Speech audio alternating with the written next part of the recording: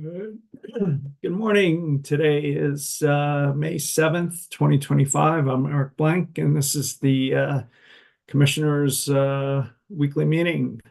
Commissioner Gumman, preliminary comments. Are you ready to approve the consent agenda? Good morning. I would vote to approve the consent agenda. Commissioner Plant? I would vote to approve the consent agenda as well. As would I. Proceeding number 23A-0487R, Town of Timnath. Dr. Fishaber. Good morning, Commissioners. Pam Fishaber, Deputy Director of Public Safety. Timnath filed an unopposed motion for amendment of their application and a waiver of response time. They're requesting to change the striping for the proposed crossing to have an interim condition at the crossing with a single lane on each side, painted median, and bike lane on, and that's would be on both sides of the crossing. And that's anticipated to last 5 years out with the striping changes that go to the striping that was approved by the Commission by decision C-230819 once the traffic volumes warrant the need to provide the 2 lanes. All other aspects of the original application are the same. As grounds, Timnath states that the construction for Timnath Parkway on the north and south of the crossing is being phased with 1 lane in each direction coming up to the crossing. And then in phase 2, it would be 2 lanes in each direction. The interim striping plan is needed to accommodate those 2 phases of construction, and Timnath anticipates that the interim striping would be at least 5 years, sometime out after 2030, with the final striping occurring then. The interim striping provides a 15-foot travel lane, a 6-foot striped median, and an 8-foot bike lane on each side of the crossing. The pavement markings would be striped for this single travel lane in each direction, and then final striping will be as approved by the Commission. Great Western Railroad confirmed with the written correspondence that it had no objection to the amendment. The Commission typically requires separate applications for an interim striping condition and a final striping condition. However, in this case, the Commission has already approved the general final striping plan configuration in the matter, and now it's being provided with an additional. So unless there are any questions, staff's ready for recommendation. If you can give us your recommendation, that'd be great. Staff would recommend that the Commission grant the amended application, require Timnath to inform the Commission in writing when the changes to the crossing striping from the interim to the final occur. We'll initially expect this around December 31st of 2031 so that we can track that it happens. Require Timnath to work with Great Western to make the necessary changes to the USDOT inventory form for the interim condition, and file that with us by December 31st of 2025, and then require Timnath to work with Great Western to make the necessary changes for the final striping plan, and we'll expect this by December 31st of 2031 initially. Commissioner Gumman. I agree. Thanks. Commissioner Plant. I also agree. As do I, and that can be an ABC order, granting the motion, waiving response time, and drafted consistent with your recommendation. So thank you, Dr. Fishaber. Thank you, Commissioners. Proceeding number 21A-0141E, Public Service Company of Colorado 2021 Electric Resource Plan. Mr. Eden. Yes, good morning, Commissioners. I'm Michael Eden with your advisory staff. Before you today is the motion to approve the independent auditor that Public Service Company of Colorado filed on April 15, 2025. To put this motion in context, I'll start with some background. This proceeding revolves around Public Service's 2021 Electric Resource Plan and Clean Energy Plan, or ERP-CEP, in which the Commission authorized Public Service to pursue the acquisition of numerous generation and storage resources. In January of this year, the Commission issued a decision granting in part and denying in part Public Service's CEP delivery motion. In this decision, the Commission approved a process by which developers could seek price relief based on changes of federal law. This was intended to encourage developers to move forward with projects, even though future tariffs or changes to tax credits might impact the project's financials. As part of this price relief process, an independent auditor, or IA, would independently analyze the documentation provided by various developers and produce initial determinations as to whether the requested price modifications were appropriate. The Commission directed Public Service to submit a motion to approve the proposed IA, together with an IA scope of work, after conferral with trial staff of the Commission and the Colorado Office of the Utility Consumer Advocate, or UCA. As the Commission directed, in the motion before you, Public Service asks that Anthony Kealteka and a team of professionals at PricewaterhouseCoopers, or PwC, be appointed as the IA. Public Service represents that Mr. Kealteka and his team have several decades of engineering, risk assessment, and contracting experience, and that this experience positions them well to understand the financial planning, project management, and engineering required to review and verify that project developers are eligible for price relief. In connection with the appointment of Mr. Kealteka and his team, the company seeks approval of the IA scope of work and authorization to recover the costs associated with the IA through the Electric Commodity Adjustment, or ECA. In the motion, Public Service represents that it conferred with both staff and UCA, and neither opposes the selected IA, the proposed scope of work, or cost recovery through the ECA. And similarly, no party has filed a response regarding Public Service's motion, and the time for doing so has now passed. So the motion appears unopposed. Would you like a recommendation? We would. For the reasons set forth in Public Service's motion, advisors recommend the Commission grant the motion and approve Mr. Kealteka and the PwC team as the IA. The Commission should also approve the IA scope of work, as well as the company's proposal to recover IA associated costs through the ECA. These approvals will help effectuate the price relief process the Commission approved in the CEP delivery decision. Commissioner Gilman. Thanks, Mr. Eden. I agree. Commissioner Plant, I also agree. as do I, and that can be a ABC decision granting the motion. So thank you, Mr. Eden. Thank you. Proceeding number 23A-0633G, Ms. Dundas, Mr. Mendelson. Good morning, Commissioners. Can you hear me okay? We can. Great. I'm Lindsay Dundas of your Commission Council, and this proceeding is the application of Black Hills Colorado Gas Incorporated for approval of its 2024 to 2028 Clean Heat Plan. As you're aware, this proceeding was initially referred, and through exceptions to the recommended decision, the Commission rejected the settlement of the parties of Black Hills staff, UCA, and CEO.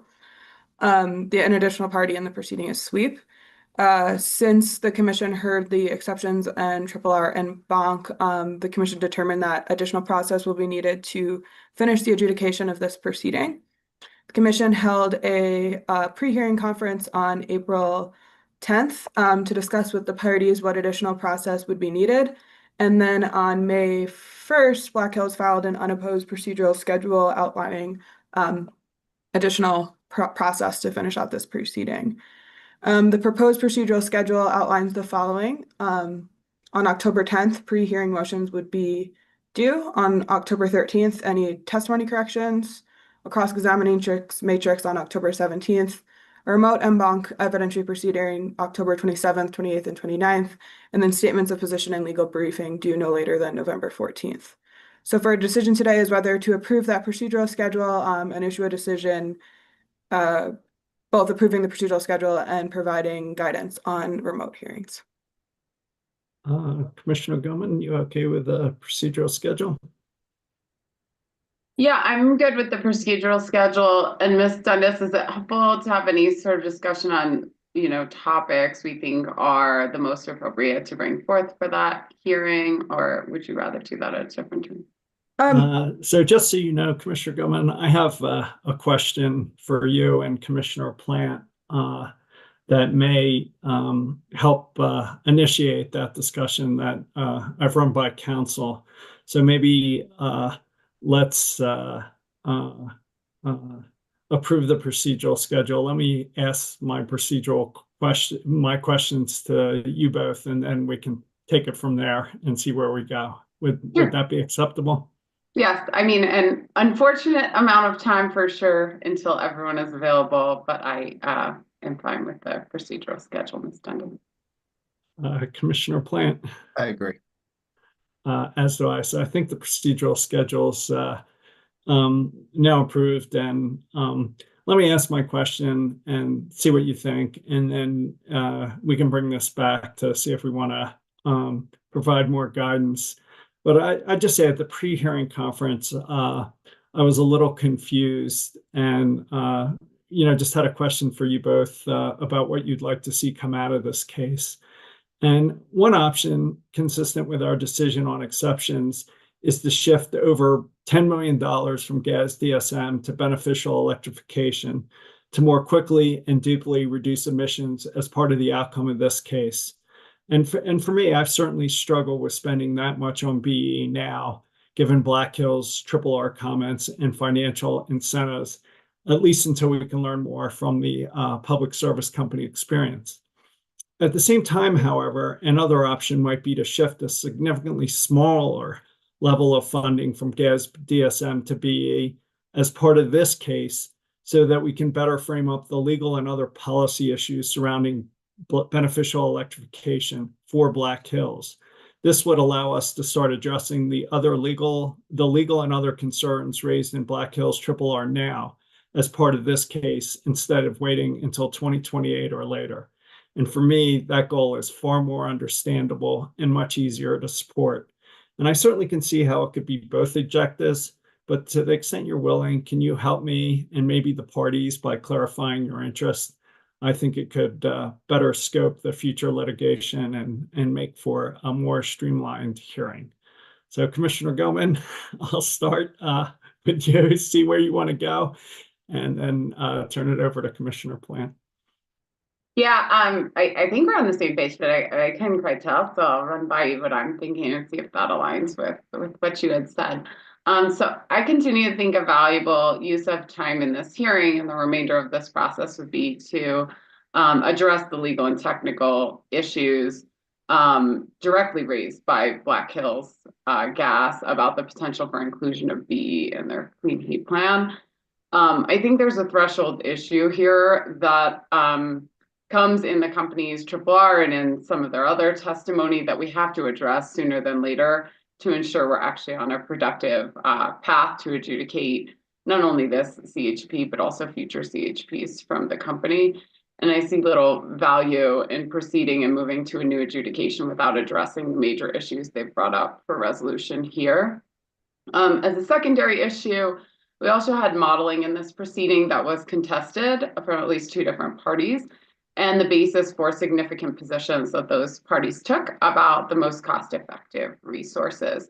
So it also aimed to get some additional information about the modeling methodologies and inputs, which should again aid in making factual determinations here, but also importantly lead to valuable direction for the next adjudication to avoid some early confusion and contention with those inputs and methodologies. So those would be 2 of, I think, the most valuable things to focus on going forward, which I think not only resolve some of the controversy now, but also really set us up for more successful adjudication in the next clean heat plan. So if those 2 issues, and we'll see if council flashes in and shuts me down, and we're not going to take a vote. I mean, we may include language like what you suggested in the order, but would you be generally, do you have major concerns with the other elements of the settlement agreement if those 2 issues were addressed in the hearing, just to see if we can provide some guidance to the parties? I'm not sure if that's my call since Black Hills indicated they were leaving the settlement agreement. I'm not sure, with any certainty without talking to council in between the meetings that that's even a determination we could make. Those, as I kind of characterize, I think the legal and technical questions around Black Hills providing BE as part of a clean heat plan is kind of a threshold issue. So it may drive some of the fallout decisions that come from that. So I think it would be hard to say, it's hard to understand what to hinge the rest of a settlement agreement that the company no longer supports to without first answering that threshold issue. So that's why I kind of prioritize that issue as well as settling some of the questions and ideally making some factual determinations around some of the modeling inputs and methodologies.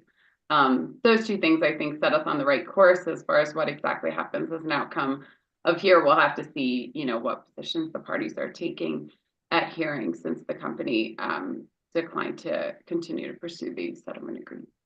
All right, and just so I'm clear, it sounds like you'd be okay that you're not pushing necessarily for the $10 million number that we put in our prior order. It sounds like a much smaller number would be okay with you. Your primary interest is resolving the legal and policy issues, less than the dollar number that comes out of this case.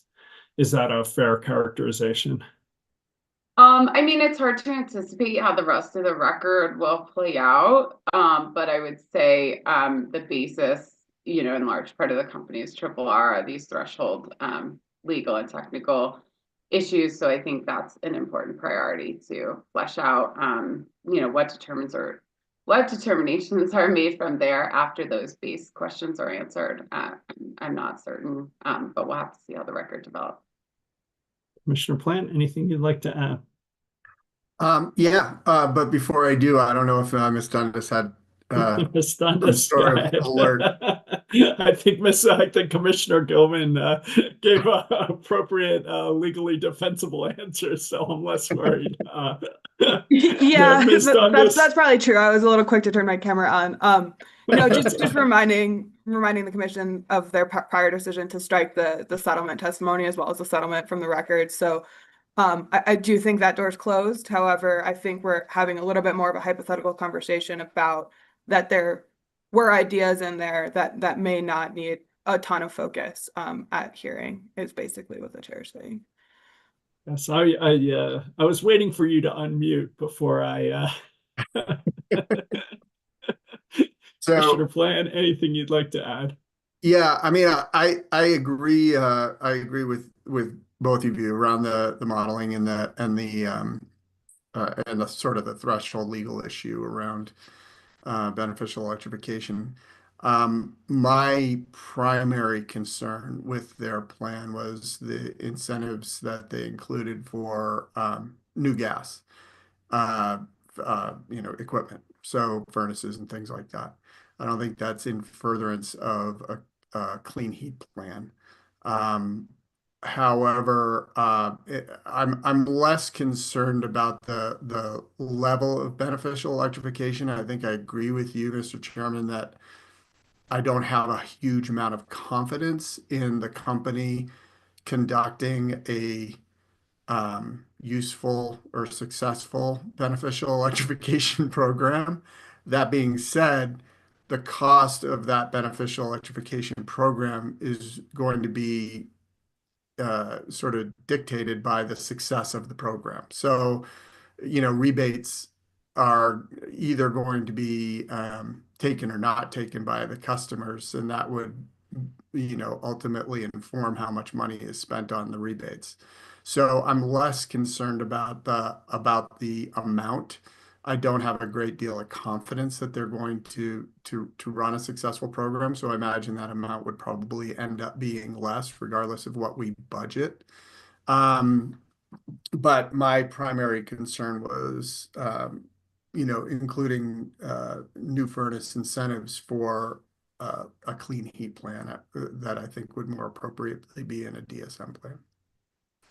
All right, I think Ms. Dundas, let's do a TBC order that tries to provide as much guidance as council is comfortable providing to the parties, and we'll set this for hearing in October. Does that work for you, Ms. Dundas? Yeah, so the decision point today was approving the schedule and the proceeding attachments that give out the guidance on how to do a remote hearing, and then the context that the commissioners discussed today go towards focusing priorities and resources for hearing time. However, commission acknowledges each issue will have to get deliberated on after hearing. Yeah. Okay, that works for me.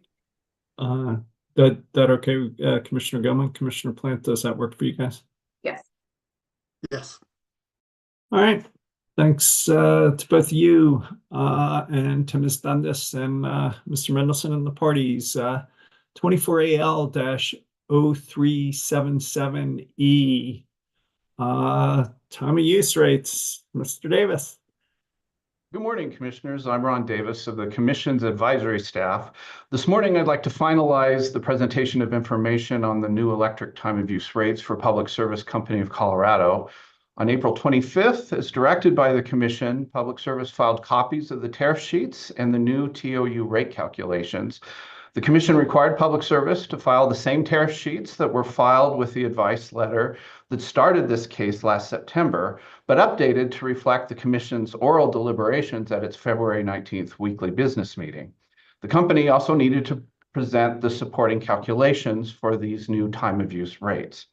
I'm pleased to report this morning that the rate changes filed based on the Commissioner's oral discussions are in line with what we expected to see, and the filing should address the concerns that were raised by certain intervening parties, including Energy Outreach Colorado, regarding the final rates to take effect later this year, particularly given the directives the Commission is also giving Public Service regarding further stakeholder outreach and customer education. For residential rates, the rates are calculated to be revenue neutral so that they are intended not to raise bills. The shoulder period will be eliminated. The on-peak rate in the summer will remain around 21 cents per kilowatt hour, but will apply to the new longer peak period. And the off-peak rate will go up from just over 7.7 cents to 7.9 cents. In the winter, the on-peak rate for the new on-peak period will rise from around 13 cents to 18.3 cents, but the off-peak rate will fall from just over 7.7 cents to 6.8 cents. For the small commercial customers, the rates are again calculated to be revenue neutral. The on-peak summer rate will increase from just over 16 cents to 17.4 cents per kWh, and the off-peak rates will rise from just under 6 cents to about 6.5 cents. And the winter peak rate will also increase from around 10 cents to 15.5 cents, while the off-peak rate will fall from around 6 cents to 5.8 cents. You've each reviewed the complete filing, and therefore, if the Commission is satisfied with what was filed by the company on April 25th, Council and I will finalize the draft written decision now that this presentation is complete, and the decision will begin to be reviewed by you, TBC. And once that final review is complete, the written order will be issued for the new rates to take effect later this year. Well, thank you, Mr. Davis, for getting us through this. And I just have comments I'd like to reiterate on the time of use rates, consistent with what we said before. And for me, time of use rates can be a critical tool to help keep overall customer bills affordable by helping to manage utility costs over the long term by aligning customer usage with system needs in real time. My view is driven in large part by the $22 billion that the company has told us in the financial community it needs to spend over the next 5 years, mainly on generation, transmission, and distribution. This investment need appears to be driven primarily by 200 to 250 hours of customer demand that occurs mainly after the sun sets and solar generation falls off, primarily during summer evenings. To put this spending into context, Public Service Company's current Colorado electric rate base is about $12 billion. Given these realities, I think we need to ensure that customer prices reflect these costs, which I do not believe is the case under the status quo TOU rates. As such, I believe these rates produce two benefits. First, they provide an opportunity for customers to change their behavior in ways that can lower their electric bills.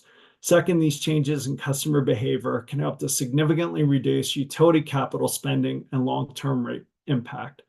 Finally, for me, as Mr. Davis said, revenue neutrality for the utility is a core value, and I believe this decision maintains it. Again, I just say that the purpose of these time of use rates is to manage down system capital needs, and that for most customers, this will have a positive or no rate impact. And this is in all caps with an exclamation mark. This is not a bill increase. And I'd also emphasize that we're approving an opt-out structure to allow those customers who'd like to opt out to do so. So with that, Commissioner Gilman, anything you'd like to say, or you can just vote to approve it? Yeah, I agree with your recommendation, Mr. Davis. Yeah, and maybe just to add to the chair's comments, these rates are not intended to be punitive, but rather intended to share in a transparent way with customers how costs are actually driven on the system. And we can't really expect system costs to stay the same or go down if we don't include customers in those decisions and in that information about when it actually is the most expensive to create and deliver electricity to their homes and businesses. And by sharing that information and having rates reflective of that situation, we include the customers in a much more powerful way in our effort to reduce overall spending on the system in the years to come, as the chair indicated. And so really the hope is that this is our best and broadest tool to include customers in an endeavor to keep rates down on the system for the long term. So and clearly customers have an ability to opt out, but the data shows, as the chair said, that most customers will be the same, or in many cases even have a bill decrease with these rates. So yeah, hopefully successful implementation as we go forward. Commissioner Plant. Thanks. First of all, I would vote to support the recommendation. And as you guys know, I agree with you on all the principles and time of use rates. I think are a really valuable tool.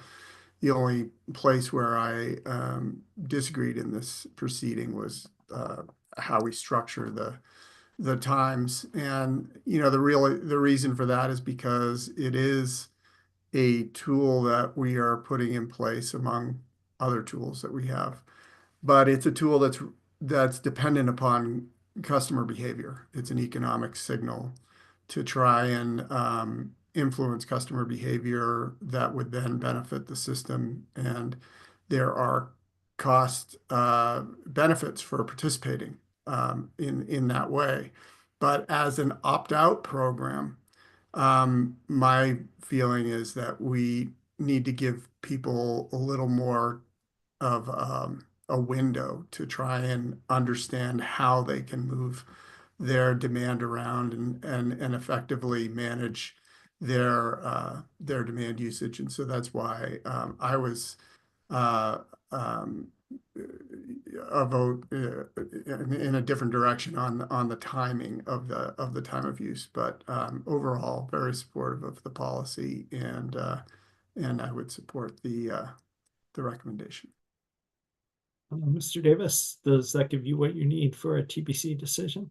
Yes, thank you very much. Thank you. Let's go to proceeding number 24A-0327E. Ms. Friedman, Mr. Sarah, ECA, PCCA, cost recovery. Good morning, Commissioners. Can you hear me? We can. In this proceeding, Public Service Company of Colorado sought approval to recover approximately $755 million in costs for calendar year 2023 through the electric commodity adjustment and the purchase capacity cost adjustment. The administrative law judge who heard the case approved a non-unanimous settlement agreement between Public Service and trial staff and rejected the Office of the Utility Consumer Advocate's recommendation for disallowances totaling approximately $3.65 million based on claims of uneconomic dispatch. Before you today are UCA's exceptions challenging the ALJ's findings. Public Service and trial staff submitted a joint response urging the Commission to affirm the recommended decision.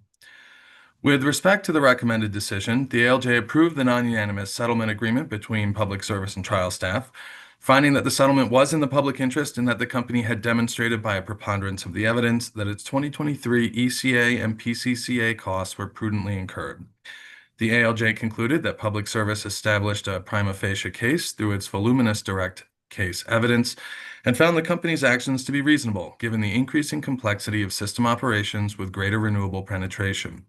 The ALJ also adopted a reporting requirement for future filings regarding Southwest Power Pool curtailments. The ALJ rejected UCA's recommended disallowances, which were based on 90 instances where public service operated combustion turbines or pumped hydro while simultaneously curtailing renewable energy.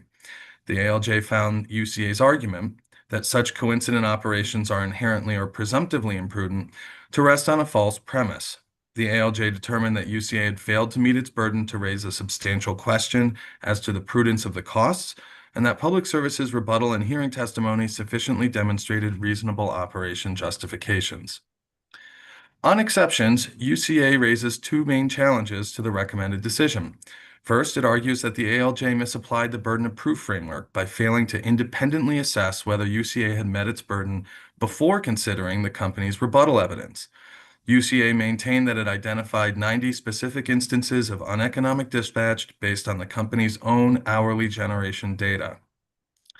UCA further contended that the ALJ's reasoning improperly collapsed the burden-shifting framework by discrediting UCA's analysis based on rebuttal evidence, without first determining that UCA had failed to make a prima facie showing.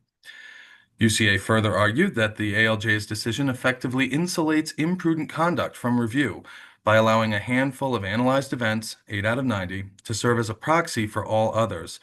UCA asserted that generic justifications for dispatch decisions do not satisfy the company's obligation to explain the prudence of specific challenged actions. The second challenge relates to the adequacy and enforceability of the additional reporting requirement included in the recommended decision. UCA asked you to adopt the reporting requirements that it requests in its statement of position. Public service and trial staff jointly filed a response and indicate that the ALJ applied the correct legal framework and reasonably concluded that UCA's claims were speculative and lacked evidentiary substance. The company emphasized that UCA relied solely on spreadsheet analysis to identify coincidental events without accounting for operational realities such as reserve requirements, transmission constraints, or mandatory testing. Public Service defended the ALJ's use of inference and circumstantial evidence, particularly in finding that the company's unrebutted explanation of 8 high-value events reasonably supported a finding of prudence across similar events. Staff reiterates that it reviewed the record in its entirety and agreed with the company that the challenged operations were adequately justified. Both responding parties urged the Commission to deny UCA's exceptions and affirm the recommended decision in full. With respect to UCA's first argument on exceptions regarding improper burden, the UCA portrays its position as presenting a policy question to the Commission. How rigorous does the Commission want the ECA and PCCA review processes to be? UCA's central claim is that if we deny its exceptions, then interveners cannot possibly undertake a meaningful review of these costs, which begs the question of why undertake the exercise at all. After reviewing the record, it appears that UCA's struggle to timely propound discovery and to comply with discovery rules may have led it to approach this case not by presenting an evidence-based argument that the 90 coincidences identified were imprudent, but rather by presenting a theory that where 2 of these 3 circumstances coincided, it indicated imprudent dispatch. The ALJ's recommended decision found that the sum and substance of UCA's case was the premise that any time renewables are curtailed or Cabin Creek pumped while CTs are running, Public Service has an additional burden to explain why either of these 2 events coincided. But this premise unraveled in rebuttal testimony and during the hearing when Public Service's witnesses described the many possible reasons why CTs would be run when either pumping Cabin Creek or curtailing renewables, and UCA's own witness acknowledged that there are many possible explanations for why these 2 situations may coincide over the course of a year. As outlined in the recommended decision, during the hearing, Public Service discussed why there may be coincident periods where CTs run at the same time. Those reasons include testing, must-run conditions for transmission reliability, the need for reserves, renewable energy volatility, and transmission constraints, among others. A detailed list is included in the recommended decision at paragraph 70.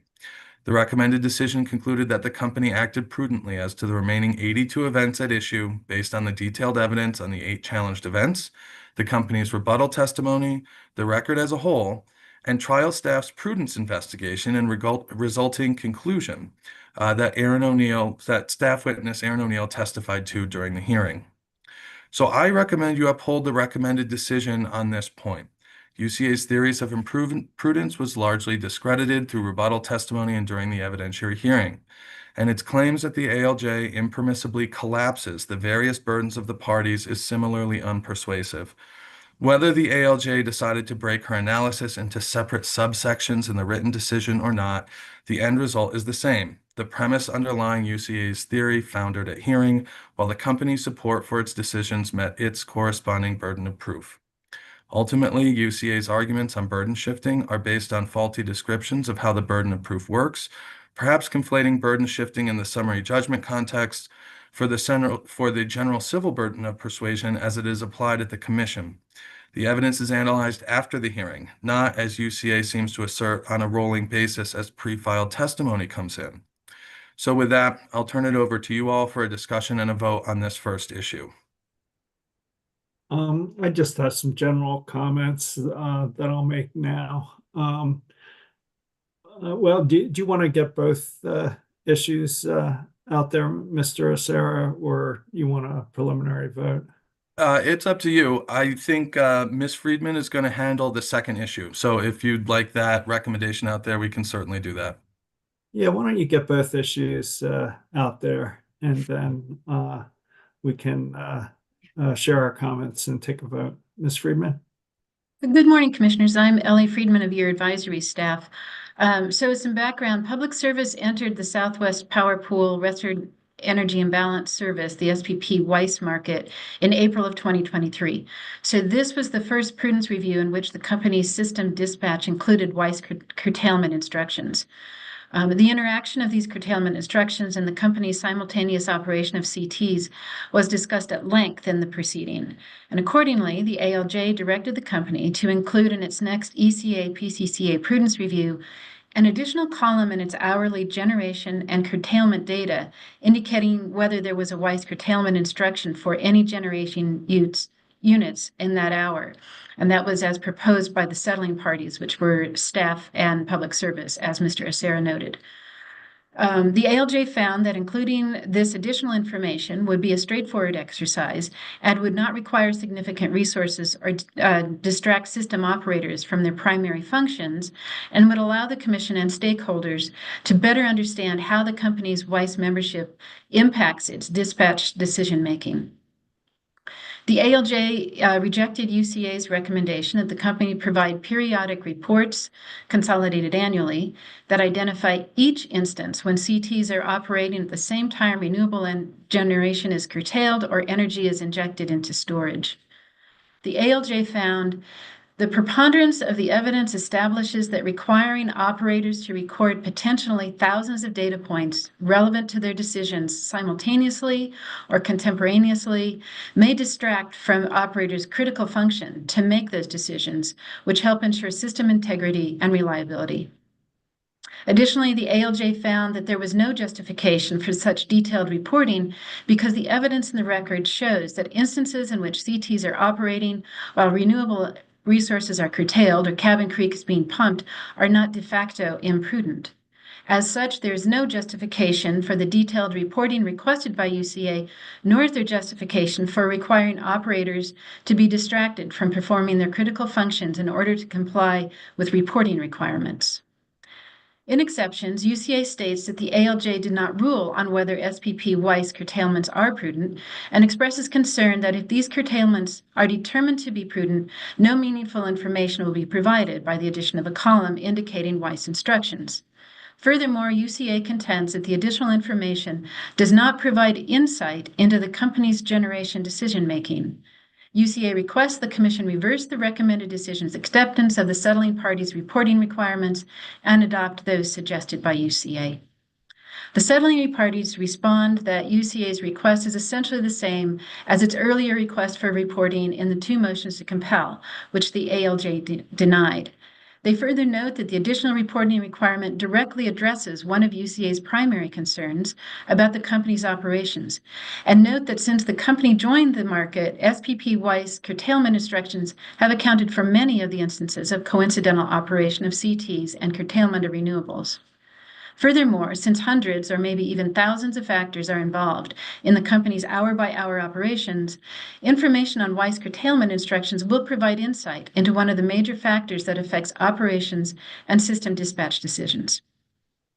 The settling parties recommend the Commission deny UCA because the additional hundreds of hours of work added to system operators' responsibilities in order to comply with reporting requirements is not reasonable. So with that, I'll turn it to your discussion on both issues. Do you have any recommendation on that, Ms. Friedman? Sure. Advisors recommend the Commission deny UCA on this issue. The ALJ carefully considered the issue of the factors that can lead to coincident operation of CTs and curtailment of renewables or pumping Cabin Creek. And the ALJ determined that the reporting as ordered is appropriate. UCA fails to provide any additional support for its request that the company provide extensive information whose ultimate value has not been demonstrated and comes at a cost of significant burdens on system operators. Well, I think I agree with both recommendations and don't think this record supports a finding of imprudency. At the same time, however, I'm sympathetic to UCA's struggle with getting information from the company, the asymmetry and information between the utilities and the parties, and the challenges of getting underneath what's going on. Given all this, I'd request that the company, as part of its direct case in its next PCCA ECA filing, explain the top 10 by dollar situations where renewable energy is being curtailed while the gas CTs are generating. For me, having this type of analysis presented as part of the company's direct case may help parties and us to better understand what's going on and could assist in avoiding fights over discovery. So that's sort of where I'm landing on all this, but curious to hear your thoughts, Commissioner Gilman. Yeah, I think that's a reasonable suggestion. I'm trying to figure out if in retrospect, like in real time, they may not understand that the event that is occurring will be in the top 10. And so is this something that can effectively be done in retrospect? I mean, I think what I'm gathering from these filings is they probably can't put all the pieces back together and tell you all the details in retrospect. But that's why I was just checking. This is exceptions, so we still do have a triple R phase for the company to chime in on the feasibility of that approach for the largest events. And you would say largest by curtailed renewable volume or by what metric? Or dollars, either is fine by me. I think it's what they did in response to the UCA. They looked at the top 8 circumstances. So right. Instead of doing that, I will give you that it seemed feasible for them to look back and at least largely recreate. So I think that could be a reasonable ask. Yeah, and more largely, I agree with you and agree with the advisors, I think, on the two accounts. Although obviously looking at this feels like a very unfortunate situation to be in, to be simultaneously generating when we're curtailing renewables, both from a cost effectiveness standpoint as well as from an environmental standpoint, if we're running renewables while we're curtailing fossil generation while curtailing renewables simultaneously. I'm hopeful that the reporting that the ALJ ordered here will help us better understand the link to the WISE market and what directives are kind of directly coming from there that's requiring this situation. To that end, the best I can tell from testimony in the WISE filing, which was 22 AL-0270E, these costs are being passed on to ratepayers whenever there's an ordered curtailment from WISE.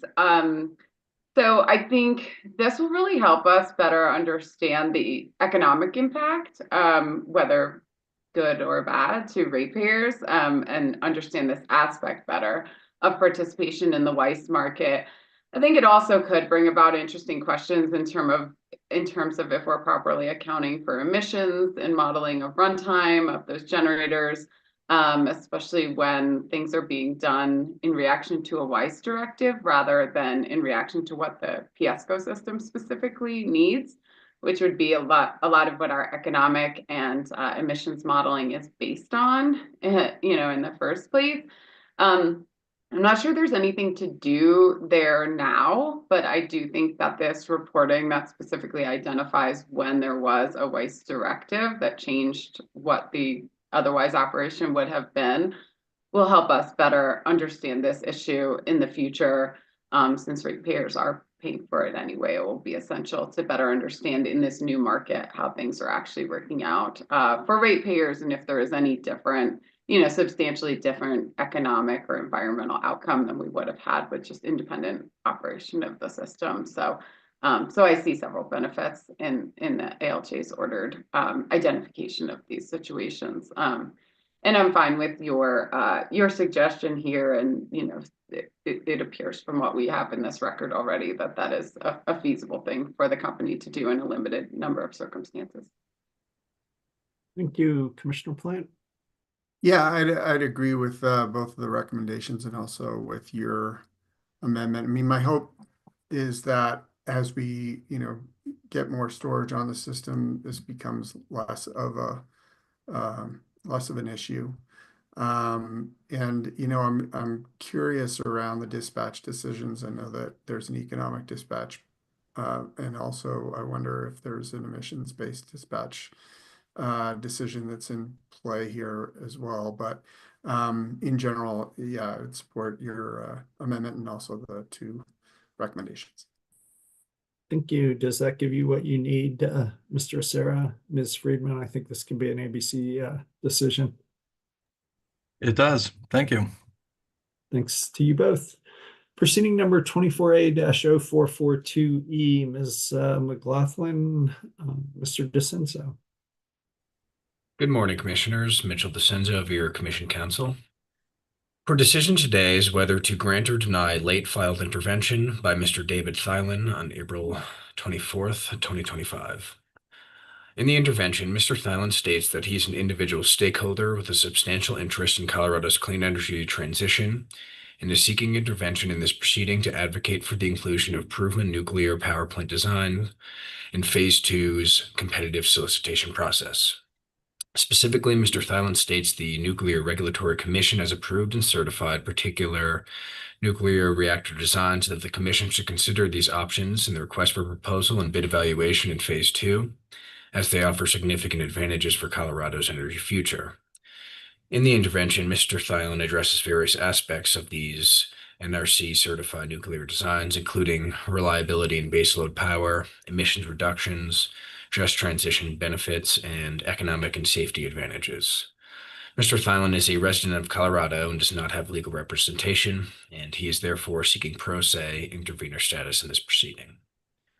I can pause here for discussion or proceed to offering a recommendation.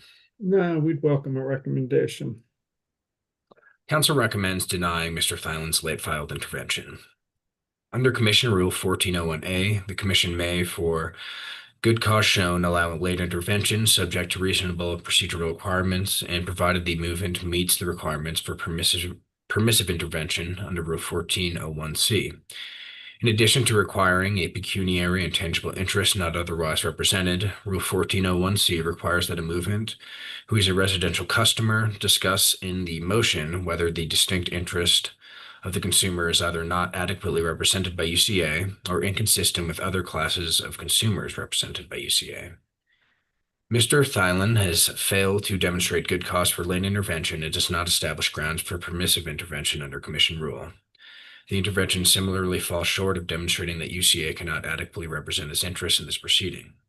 Notably, the intervention does not address any of these substantive requirements.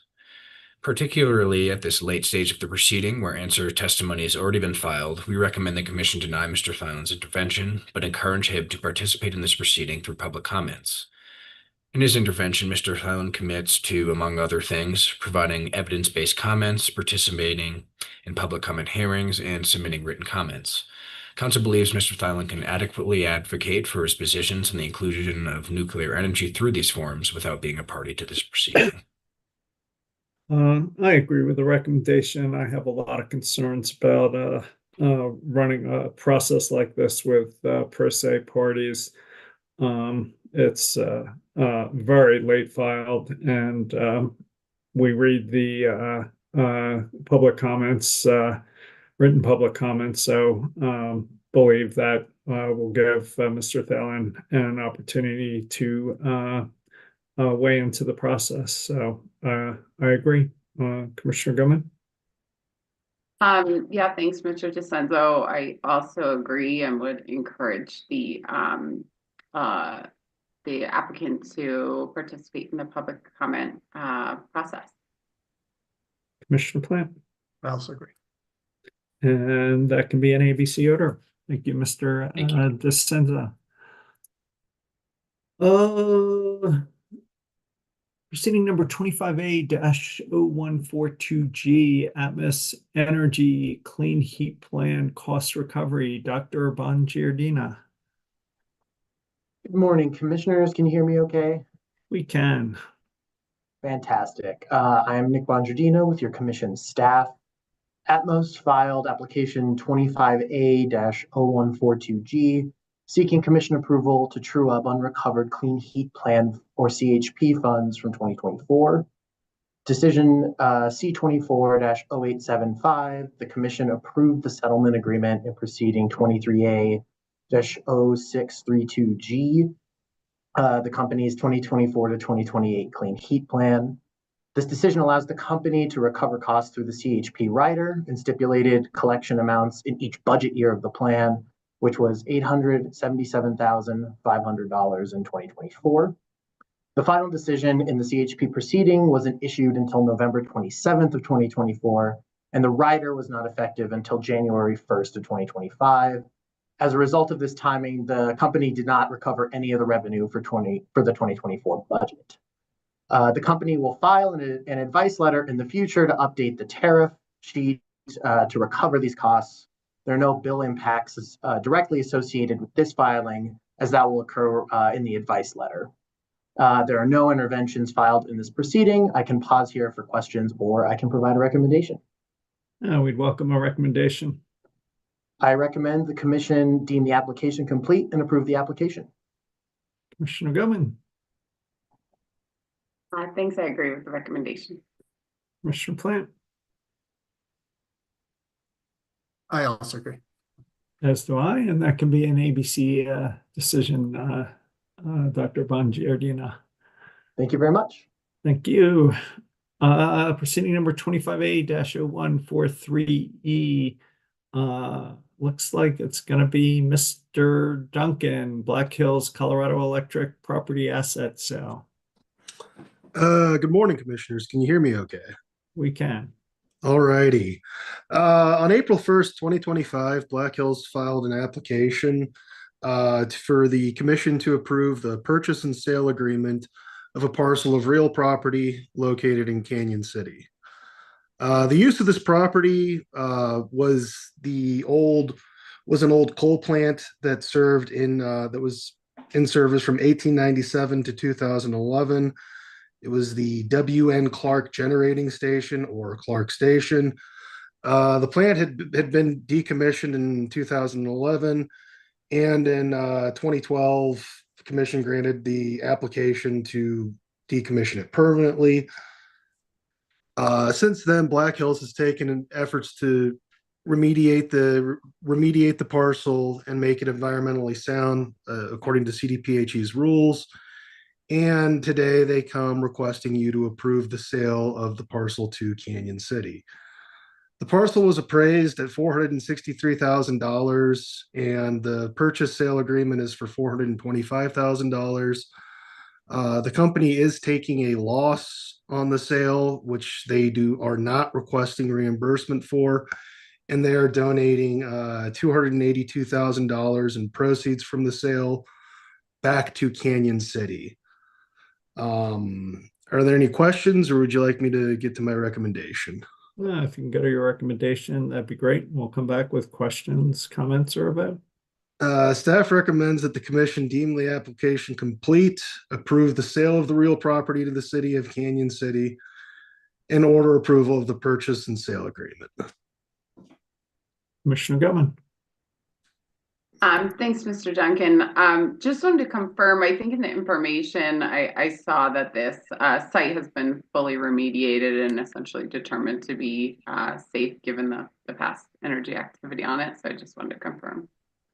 It has been remediated and is safe. The approval for the uses of the land, it's not approved for residential or commercial use. Any use of that nature would require further remediations, but it has been remediated to the point where CDPHE says it's okay to sell it. Okay, just wanted to confirm where we're at in that process. I think I saw that information, but I thought that might be helpful as part of this discussion. And I agree with your recommendation. Thanks. Thank you. Commissioner Plant. I agree as well. One quick question. Do you know what the city's planning to do with the property? I'm unsure. I believe it's in between a highway and a prison. So I'm not a city planner, but I can't imagine too many uses for property like that. I believe it's just open space. Thanks. I agree as well, and that can be a ABC decision deeming the application complete and granting it. So thank you, Mr. Duncan. Thank you. Proceeding number 25A-0144G, Mr. Lemaire, Public Service Company of Colorado, 2024 gas DSM bonus. Hey, good morning, commissioners. Can you hear me okay? We can. Great. My name is Patrick Lemaire with your Economics and Financial Analysis section. Today I'm here to present the application filed by Public Service or PSCo regarding its 2024 gas demand side management bonus filed on April 1, 2025 in this proceeding. The company seeks approval of its gas DSM bonus, including the acknowledgement of lost revenues, or ALR, as reflected in its gas demand side management cost adjustment mechanism, or the DSM-CAG. This is proposed to take effect on July 1, 2025, and no parties have filed intervention in this proceeding. The application requests approval for a total incentive of approximately $4.26 million, comprised of the DSM bonus of $1.6 million and the ALR of $2.6 million. These values are based on verified 2024 savings of 821,000 decatherms. The filing is submitted pursuant to Commission rules, which govern the calculation, eligibility, and verification of DSM incentives and ALR recovery. The calculations rely on program performance under the company's 2023 DSM and BE plan, which remained in effect through December 31st, 2024.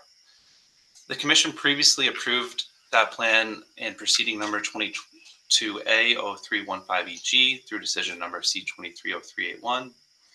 Although the 2024 through 2026 DSM strategic issues proceeding and the company's clean heat plan were both filed in 2024, implementation of those requirements did not begin until January 1, 2025.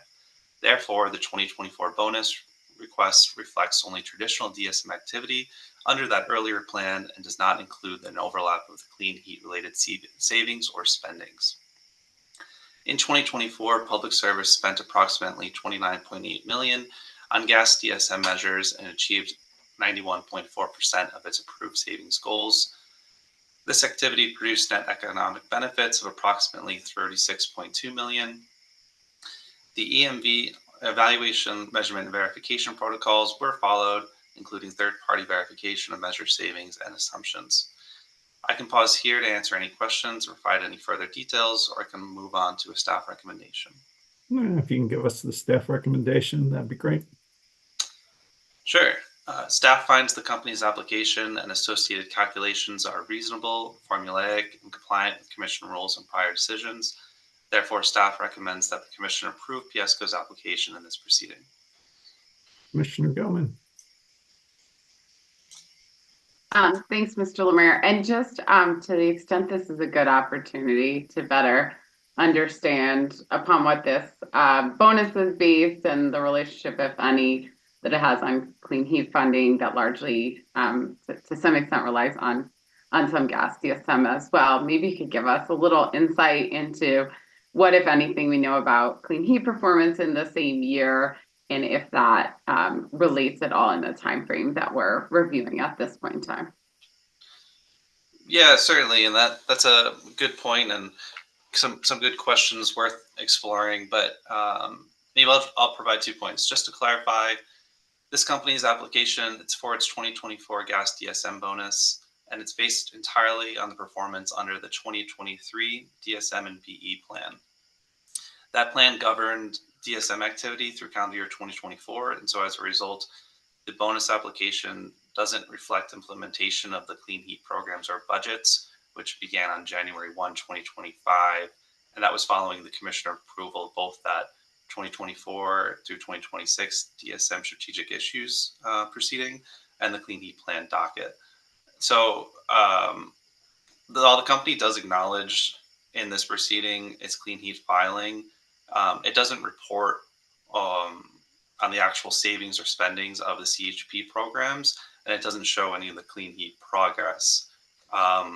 This approach does align with the commission directives from the CHP and that strategic issues I mentioned, including that adherence to the order of spend requirement.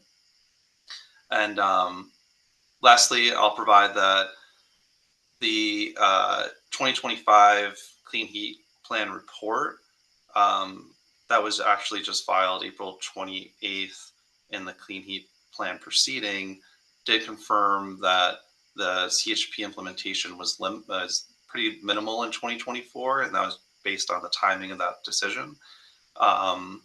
And as such, that CHP spending wouldn't be included within the DSM bonus calculation here. So that report is, in that proceeding, and then I'll also provide that the 2024 Public Service DSM report, which tracks their 2024 spend and savings, was also filed in the 2023 DSM plan on April 1, 2025. So I can understand that there's a lot of moving pieces here, but based on the timing, there's no inclusion of that CHP spend for calculation of the bonus here. Okay, thanks for that information. I didn't hear anything that surprised me there, but I think it's a good check-in to just assess this universe is changing fairly quickly and evolving with the implementation of CHP, in our direction for 2026 in terms of how those are evaluated together, especially given these different incentive mechanisms and the different pieces, which sometimes go to the same measures at this point or post 2024. So I just thought this was also a good time to check in on where we are in all these moving pieces, just to make sure we're all on the same page, especially in anticipation of more developments here in the future. But Yeah, I think I already said I agree with your recommendation, but if I didn't, I do. And thank you for helping us better understand the relationship, if any, as it evolves between these proceedings. Appreciate it. Sure. Commissioner Plant? I agree as well. As do I, and that can be an ABC decision deeming the application complete and granting it. So thank you, Mr. Lemaire. Thank you. Proceeding number 25D-0183, Ms. McLaughlin, Mr. Davis, approval of gas planning pilot communities. Yes, thank you, Chair. Erin McLaughlin, Commission Counsel. So for this item, we do have a procedural recommendation to grant shortened notice and an intervention period and setting additional comment period to the joint petition that was filed. But for context and brief background, House Bill 24-1370 establishes a process where public service can partner with communities to mutually explore opportunities for neighborhood scale alternatives, energy projects, or non-pipeline alternatives. The statute establishes minimum criteria that a local government must meet to become a gas planning pilot community. And the statute also provides certain steps that must be completed by CEO, the company, and the commission on set timelines.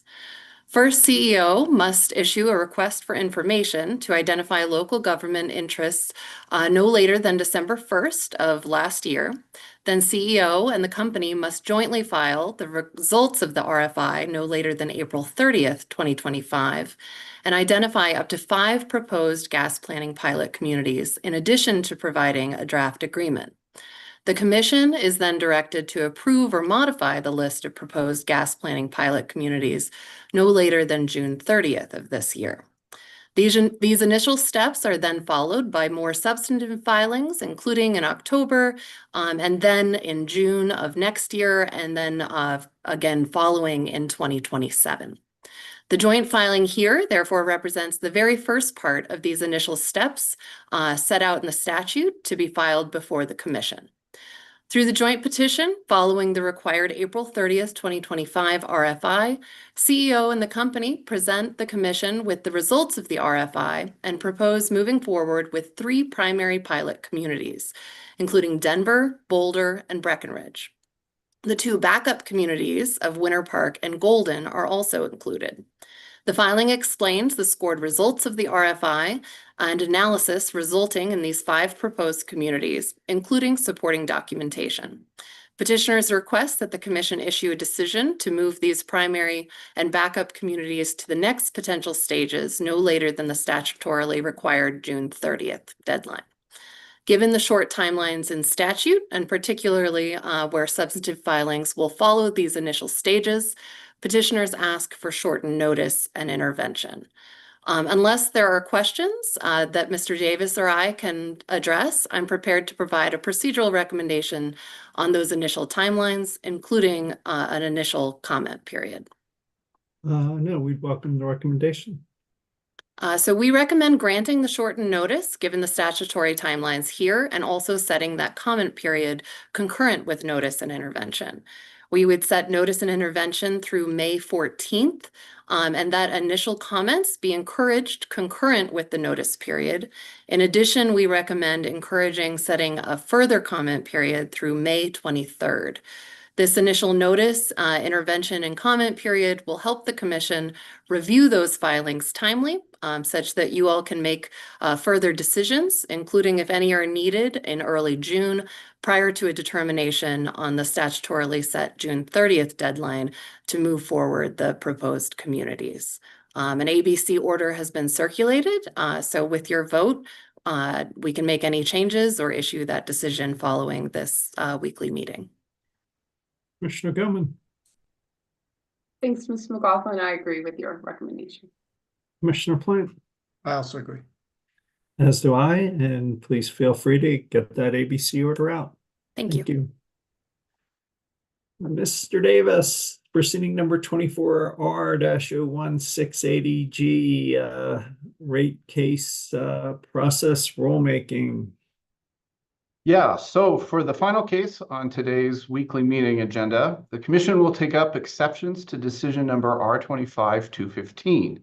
That was issued by ALJ Garvey, and it adopts rules to implement certain rate case-related provisions in Senate Bill 23291. The Commission opened the rulemaking last April after conducting stakeholder outreach. As stated in the notice of proposed rulemaking, that outreach uncovered little of what might emerge as consensus proposals regarding the implementation of the rate case-related provisions in SB 291. Instead, several topics required additional comments and analysis because strong divisions were expected in the comments. Those differences are reflected now in the exceptions to ALJ Garvey's recommended decision. Exceptions were filed by the Energy Policy Institute, or EPI, Public Service Company of Colorado, the Colorado Office of the Utility Consumer Advocate, and Atmos Energy Corporation. And responses to those exceptions were filed by Atmos, Black Hills, and Public Service. There are 8 decision points we see in these exceptions filings.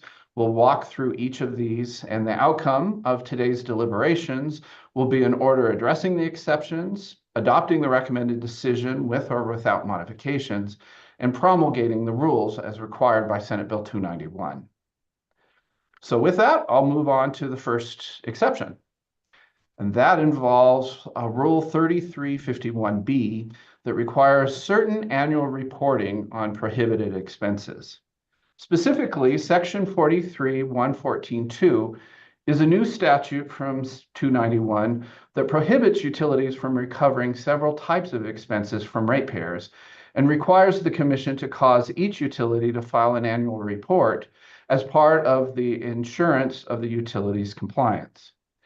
Given the divergence of views expressed during the pre-rulemaking outreach, the NOPR invited robust comments on a proposed rule requiring on or before April 30th of each year a report that demonstrates compliance with the prohibitions of costs recoverable through utility rates.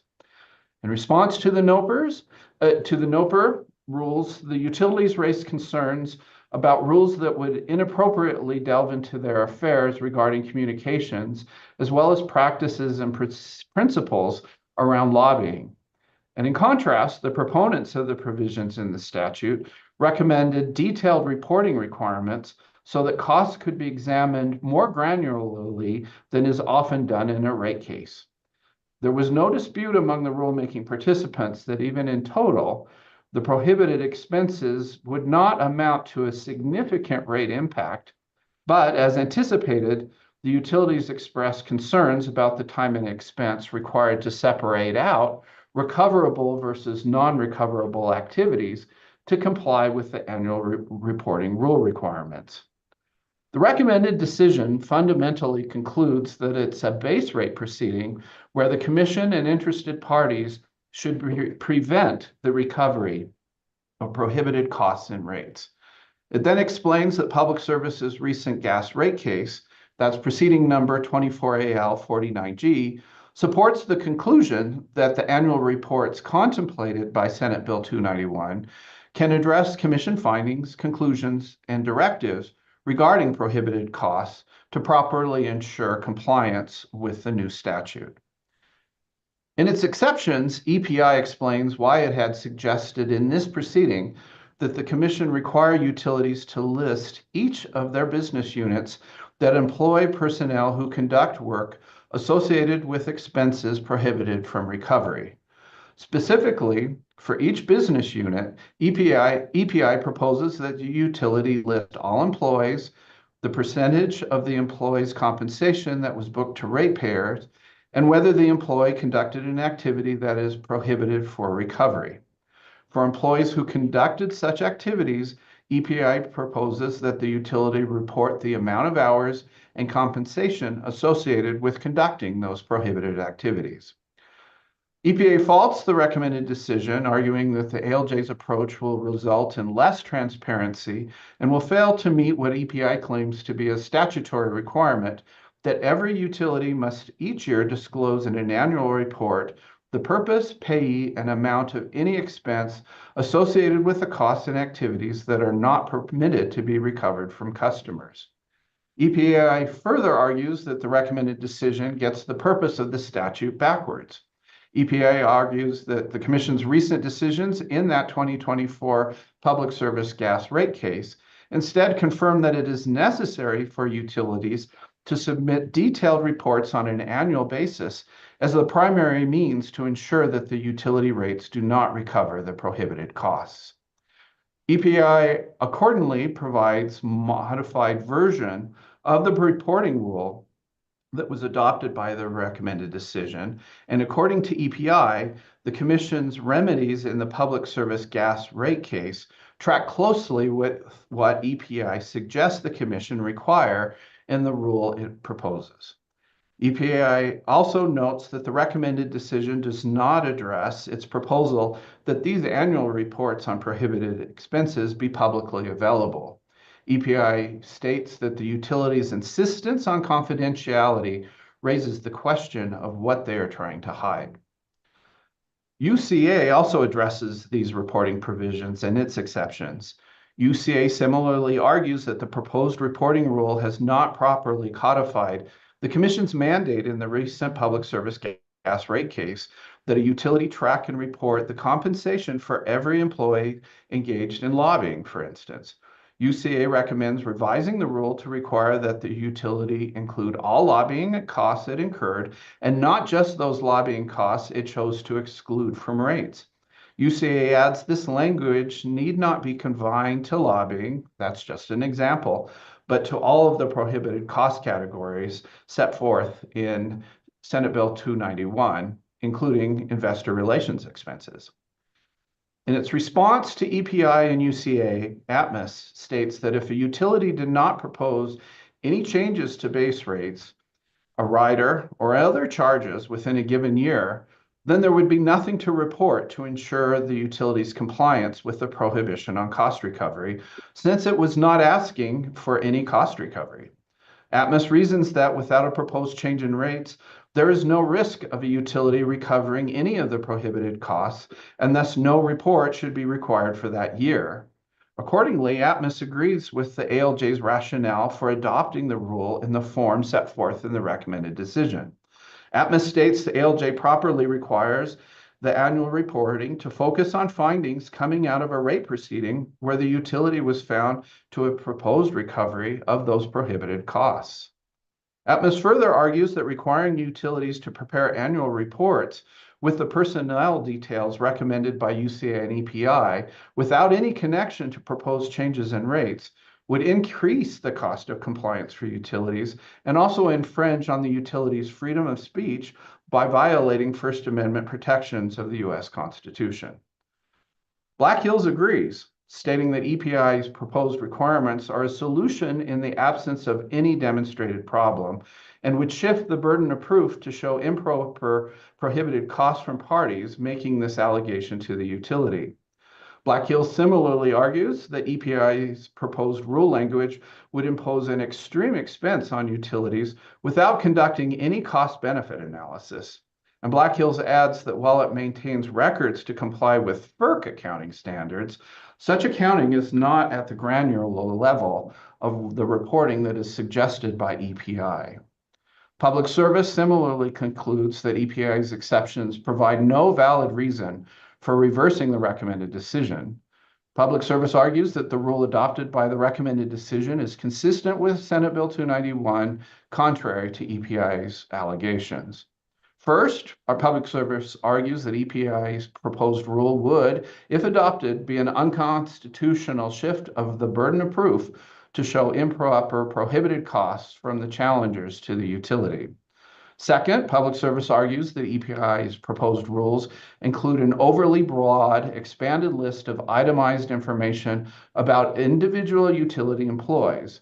Without an adjudication in a rate case that sets costs for employees, whose costs may or may not be prohibited, are actually prohibited by statute, and without determination of the cost to be excluded from rates, EPI's proposed reporting rule would rely on speculation about alleged or suspected activities. And finally, Public Service argues that the detailed itemizations in EPI's pre-rate case reporting requirement would lead to an invasion of the rights of privacy of employees of the utility in Colorado. So the first decision point for you on these exceptions is whether to uphold the ALJ's findings and conclusions regarding paragraph 3351 and 4351B, or instead to set aside the recommended decision on this point and adopt EPI's proposed rule, or instead take some other action, such as to launch a new rulemaking to address this issue, or to find some other new rule provision that may be in between what the ALJ proposes in the recommended decision and what is proposed by EPI. Commissioner Gilman. Thanks, Mr. Davis, for that background. You know, to me, while the directives of Senate Bill 29291 are fairly clear and unambiguous regarding the prohibited expenses, the means by which this commission can actually verify that those expenses were removed in their totality is a far more difficult matter, which I think we're in the middle of right now. You know, as we all know, rate cases typically involve high volumes of information about generally relatively broad categories of expenses, which can make it quite difficult to prove a negative that a expense that isn't allowed isn't being asked for somewhere in that record. And I understand that that's quite difficult for the commission as well as for other parties. We simply don't see the level of detail in personnel expenses, consultant expenses, and other purchases like ads that would allow us to decipher the difference between prohibited expenses and all the rest in rate cases as we've historically seen them. And I think we recognized as much in proceeding 24 AL 49G when public service was unable to meaningfully answer questions or provide information about expenses that may qualify under the statutory definition as lobbying or investor relations outside of the narrow group of individuals that were identified in that proceeding.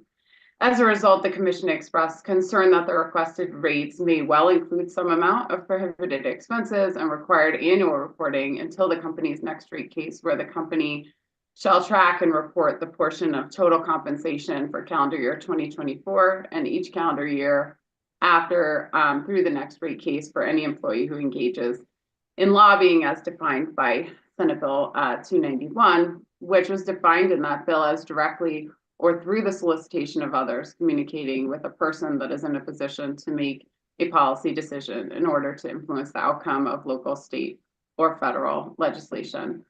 So such tracking will occur in that case in a regulatory account for review in the next rate case, establishing base rate revenues, at which time the commission indicated they will consider the question of whether refunds to customers are warranted.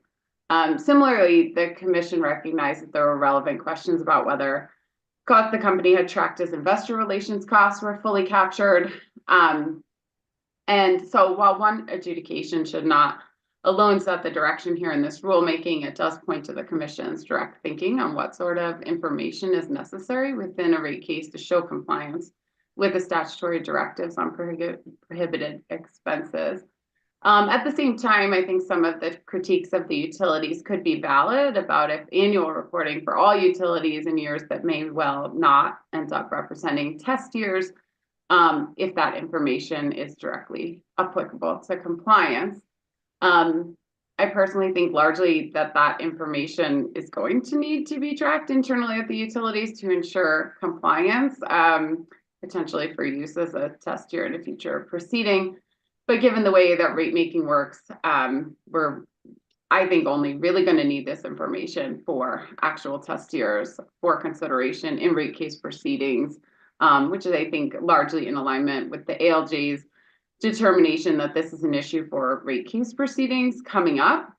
So to that end, I'm inclined to deny the full scope of the EPI RRR and agree with the ALJ that this is really information needed in a rate case hearing. However, I'm not seeing information in this record that leads me to believe that the utilities are ready, willing, or able to likely provide this information in a rate case proceeding, despite the clear statutory prohibition and our responsibility to confirm compliance with that when we set rates. And the rule language proposed by the ALJ for that section on reporting doesn't necessarily get me there. So I have a suggestion to perhaps strike a middle ground here instead of moving forward with the recommended decision as it is. I think it would kind of be unfortunate and unfair to not set a more clear direction for what we actually expect to be provided in future rate case filings, so that we can actually understand if the company has excluded the prohibited expenses from those.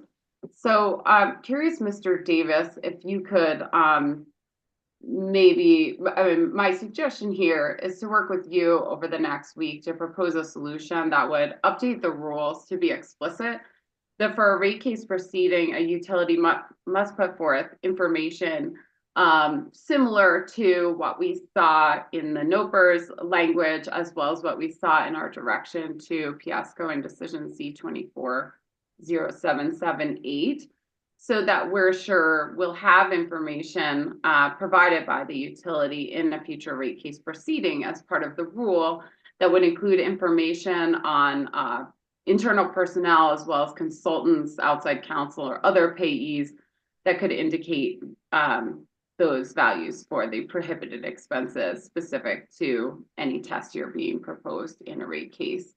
So to me, this should also alleviate concerns advanced by Atmos and other utilities that the reporting in years not being used as a test year would be overreaching. However, I think it's possible that this could also solve some of the other issues that UCA brings up and some of the other decision points about what if we get insufficient reporting. I think it's the most fair to the company as well as to the parties to be a little more clear, in this venue, as this is what it's intended to do, about what we think should be included in those rate case filings. So just curious, Mr. Davis, if you think that's something that we could work on in this week and maybe bring back next week.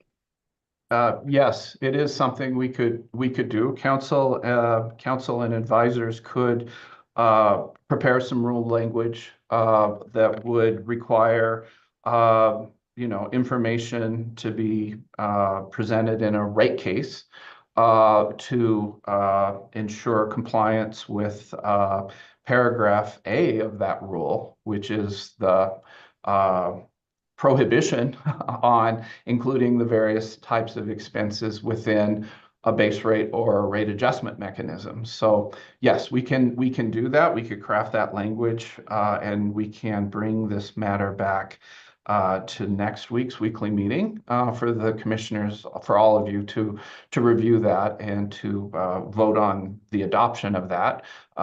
If there is agreement for that to be the next step here. So maybe just pitch that to you all as a bit of a middle ground, I think, getting to some of the concerns and criticisms of the annual reporting. However, I would point out, I think it's possible in adjudications where we continue to see insufficient reporting despite a rule directing what that should look like. That could still result in additional reporting like the annual reporting we're seeing going on right now imposed on public service as a result of the rate case. So just wanted to see your thoughts on that as a route that I think still achieves our objective in a way that acknowledges the concerns. So it's basically approve the recommended decision, but with some language that tries to address EPI's concern, but doesn't go as far as EPI. So that makes I would sense. include the ALJ's language in the reporting section, but I would work with Mr. Davis in the next week to provide you with new rule language around what should be provided in a rate case filing specific to a test year on the detail that is similar to what is in API's suggestion in the original NOPR and in the decision in Piasco's last gas rate case. That gets us the information on personnel and payees that we would need to actually confirm in the rate case context if the appropriate prohibited expenses have been removed. Commissioner Plain. Yeah, I support that. So just basically keep the annual report the way that the ALJ approved it, but really address this issue within the filing of a rate case. And I support that. Yeah, I think it acknowledges the ALJ's indication that that's where this will be actually heard and determined, which I agree with. And, I think sets us all up for much more success by being just more explicit about what we already understand would be necessary to show compliance. I think that works for me. You want to keep going, Mr. Davis? Right. So next week I'll come back with that issue for further discussion and votes. The next exception comes from UCA, and it also relates to the prohibited expense reporting we just discussed. UCA alleges that in their first annual report filings made last year, pursuant to temporary rules implementing these rate-related provisions from Senate Bill 291, neither Public Service nor Atmos provided the level of detail on the prohibited expenses as required by the statute, as would be required by the rules attached to the NOPR. UCA states that the utilities must provide greater levels of detail and the Commission must enforce the statute.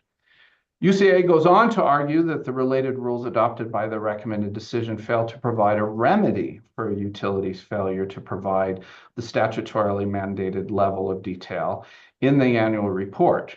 UCA thus recommends that a utility's failure to provide such detail be subject to the penalty subsection in the proposed paragraphs 3351C, 4351C, and asks the Commission to add language to the rule adopted by the recommended decision.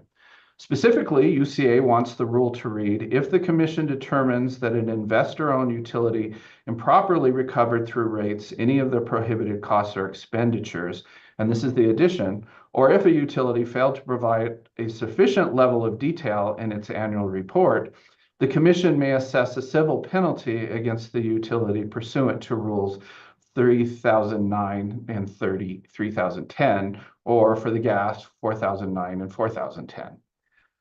In its response to those exceptions, Black Hills argues that UCA's additional language is unnecessary, as the Commission's existing rules already allow for penalties for violation of a Commission rule or order or Colorado statute.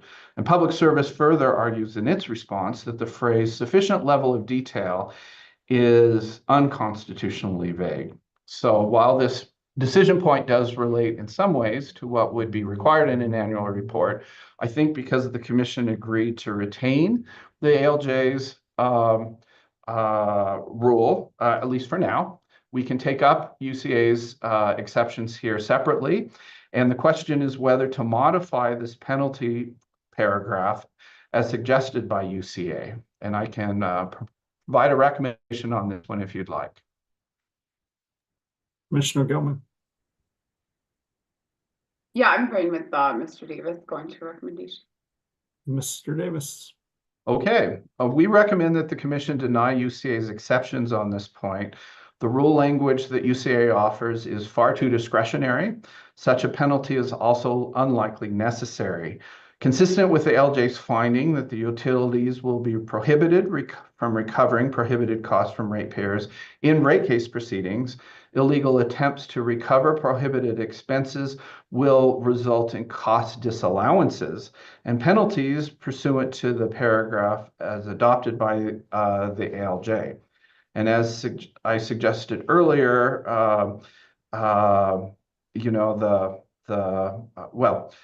what I'd like to say is that the most effective lever may be to signal that the Commission expects utilities to be tracking and providing this information to support their claimed expenses in a rate case. And I think that aligns with what the Commission just decided as a next step to flesh out a rule that specifies what kind of information needs to be provided in a rate case to ensure compliance with the prohibited expense provisions in 291.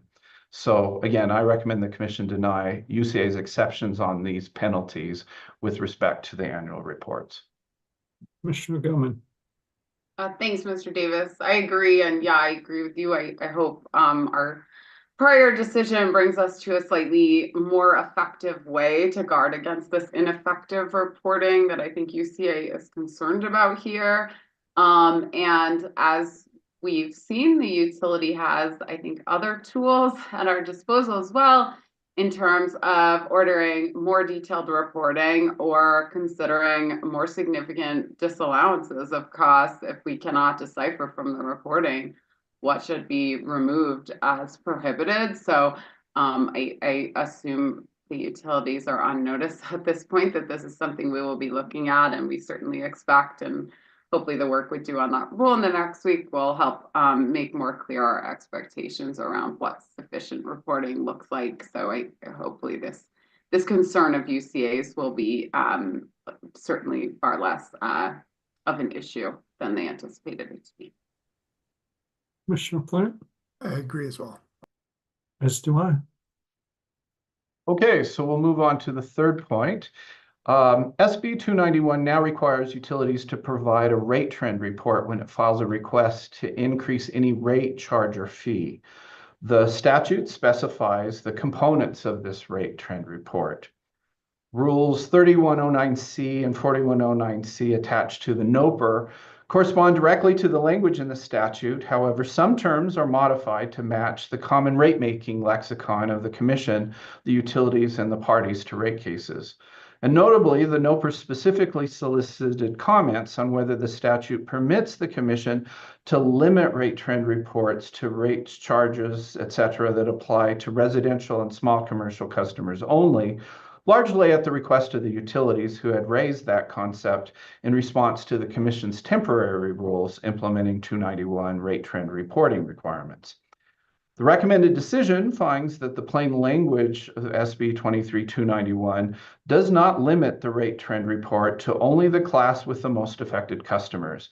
The ALJ says that instead, the statutory language is very expansive in the requirements of the rate trend report and disagrees with Public Service that the rate trend report would only be required when a filing results in an overall increase in rates. So basically, Senate Bill 291 states the rate trend report is required when a filing creates any rate increase. In its exceptions, Public Service focuses primarily on subparagraph 3109-4109C5 that requires, in the version adopted by the recommended decision, the rate trend report to show a 10-year history of each rate component prior to the date of the utility's filing. Public Service requests in its exceptions that the Commission clarify this 10-year rate trend report is limited either to only residential rates or to one representative rate per customer class. Public Services raises both practical and policy concerns with the rule. Public Service states that it offers many rate schedules options to its customers, some of which have multiple components, and that producing a rate trend report that addresses every single rate component included in its gas and electric tariffs would be voluminous and burdensome. Public Service states that its electric tariff has approximately 500 separate charges, and its gas tariff has approximately 60 charges. Public Service states that the detailed history required by the recommended decision will result in voluminous reports that will be burdensome to compile. The company goes on to explain that compiling this history will require a lot of time in order to produce the required reports. And Public Service argues that there'd be very little value to the Commission or customers in viewing this sort of detailed history for every rate. Public Service states that with even its modification as proposed in the exceptions, it's going to need a phase-in period of at least 90 days to compile the required data. And if its exceptions are denied, that is, if the Commission requires the 10-year historical reporting be available for all 500 rate components included in the gas and electric tariffs, then Public Service's ability to comply with these expanded rate trend reporting requirements could be delayed by 9 months. In its response to the exceptions, Black Hills states that it fully agrees with Public Service's assessment here. But Black Hills argues that producing a rate trend report that addresses every single rate component included in the gas and electric tariffs would be very burdensome and voluminous to the point of being unnecessary and providing little value. Black Hills offers that the Commission made clear in its electric rate case proceeding for that company that the utilities should seek to limit its spending going forward. So this next decision point is whether to grant Public Service's request to narrow the presentation of the 10-year history of the rates provided in the new rate trend report to either residential customers only or to a representative rate for each rate class. I don't know. I'm sort of a fan of doing what's sensible, but Commissioner Goen, what are you thinking on this one? I'd be okay with a recommendation. All right, Mr. Davis. Sure. So in sum, Public Service's exceptions do not overcome that the legislature has given a clear directive here, that the Commission cannot waive that directive or alter it even for good cause is where we come down, contrary to what's suggested by the utilities. The Commission can say that it acknowledges the utilities' concerns and that this voluminous reporting will come at a cost that may outweigh the intended benefit. But this is an instance where the legislature has decided to enact a very prescriptive statute, and that statute controls. The legislature, for instance, didn't give us an opportunity to present opportunities for the commissioners to exercise some discretion, to consider such policy and practical considerations, such as what public service is raising in its exceptions, and the utilities have been saying since the implementation of the emergency rules. So we agree with the ALJ's finding at paragraph 47 of the recommended decision that the plain statutory language is expansive and does not limit the rate trend report to only the classes with the most effective customers or in any other way. But that said, full compliance with the statute may indeed require the scenarios that public service describes. And so I suggest that the order denying public services exceptions here set forth some requirements. That would be continuation of the current rate trend reports being filed pursuant to the temporary rules until the rate trend reports are implemented based on the one representative rate per customer class as requested by public service and its exceptions. The use of that approach would be only as an interim step, however, and that would be initiated with the utility rate filings beginning 90 days from when the rates these rules take effect. And this interim step would bridge the current reports to fully compliant reports, and the deadline for the fully compliant report should be set at 1 year after the effective date of the rules. So again, uphold the ALJ, but provide an implementation timeline for the implementation as required by the statute. And just as an aside and not for the decision, this would allow for the utilities to seek a remedy at the General Assembly if that's necessary. Commissioner Gilman. Thanks, Mr. Davis. I think that is sensible and outcome as we can come to here. It seems as though the utilities would have their opportunity to bring this issue to the legislature if they would like to determine that a change should be made here. But I agree with you in upholding the ALJ as it is. Commissioner Plant? Yeah, and I agree with the recommendation as well. It's unfortunate that the legislation was so specific, prescriptive, but leaves us with not too many options there. So I agree. As do I. You want to go to the next issue, Mr. Davis? Sure. So the Senate Bill 291 requires this rate trend report data to be posted on the utilities website. And the recommended decision adopts paragraphs 3405D or 4405D, largely in the form it was presented in the rules attached to the NOPR. In its exceptions, UCA notes that it proposed modifications to replace that version of the rule with specific language from the statute mandating that the utilities post their rate trend reports in a conspicuous location on their websites. UCA states it provided replacement language in its comments in this rulemaking and provided testimony regarding the difficulty of locating public services rate trend report on its parent company's website. UCA argues its proposed language adheres more closely to the statute, is more transparent and usable for customers and others who seek out these rate trend reports, and captures the practical frustration of customers when trying to find something on complicated utilities websites. Atmos objects to UCA's exceptions, arguing that whether information is in a conspicuous location or can easily be found with minimal keystrokes is subjective and would likely lead to disputes regarding compliance, particularly given the differences between the utilities' ownership structures and websites among the utilities in Colorado. Black Hills and Public Service similarly argue that UCA's added language is unconstitutionally vague, arguing that a utility cannot know ahead of time whether it meets such ambiguous standards, leading to an arbitrary enforcement. So the question here is whether to grant UCA's request to modify Rule 3405D, 3505D. I can provide a recommendation on this if you'd like. Yeah, why don't you do that? If you could do that, Okay. that'd be great. We recommend that the commission deny these exceptions. The version of the rule adopted by the recommended decision fully comports with the requirements of 291, and we also agree with the utilities that the proposed modifications from UCA are vague, and it's difficult to see how that modified rule would be effectively implemented and enforced. Commissioner Gilman.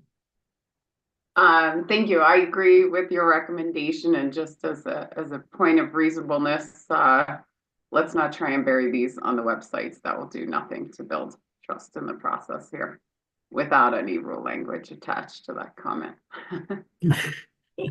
Commissioner Plant. The presumption of reasonableness. I agree with the recommendation.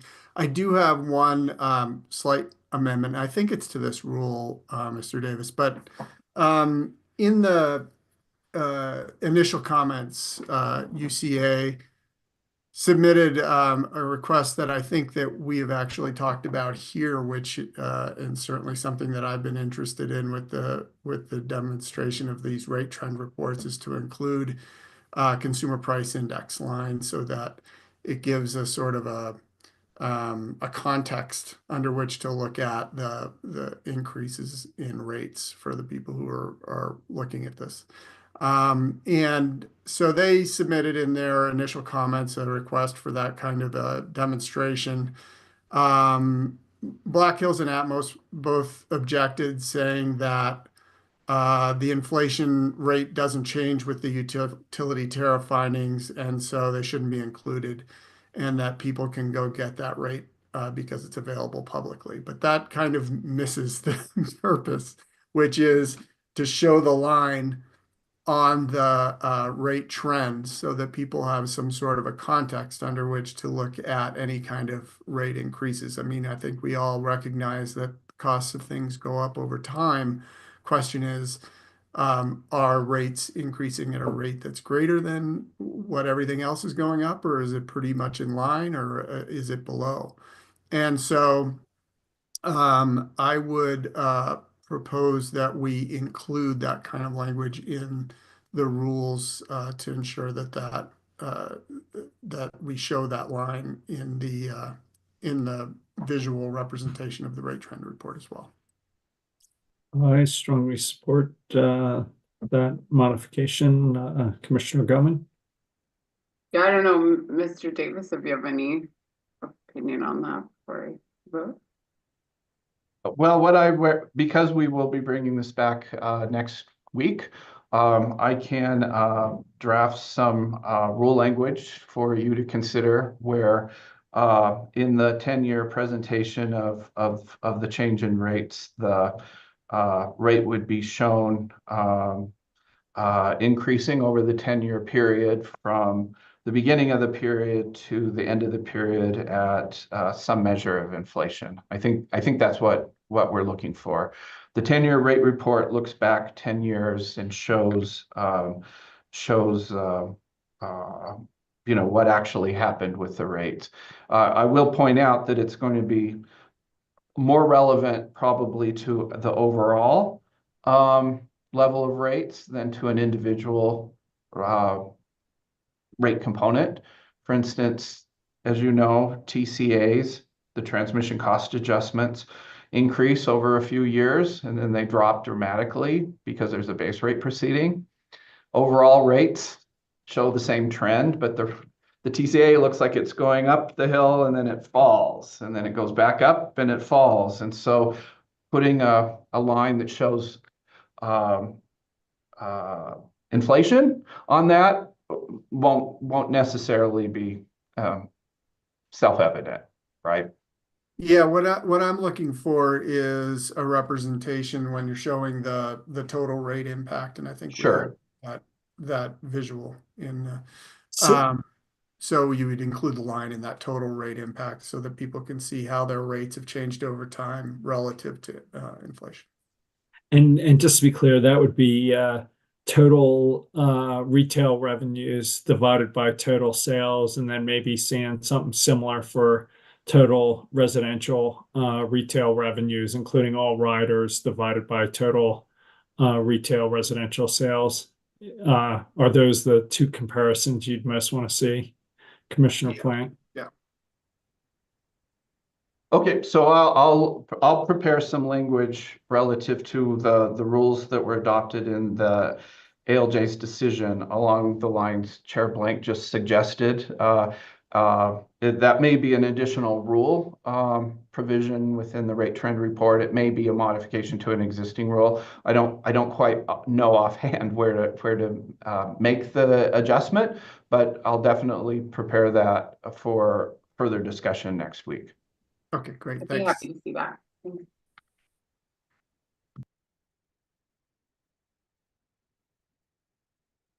Okay, shall I move on? Please. Okay, so now we reach Rule 3353, 4353, that if had been adopted by the ALJ, would address rate case procedures. The NOPR explains that one objective of the stakeholder outreach that was conducted prior to the launch of this rulemaking was to get ideas or the vetting of ideas for reducing the costs incurred by all parties to base rate proceedings. And the rule attached to the NOPR reflected some of the suggestions discussed with the stakeholders and were intended to solicit further ideas and comments in the formal rulemaking.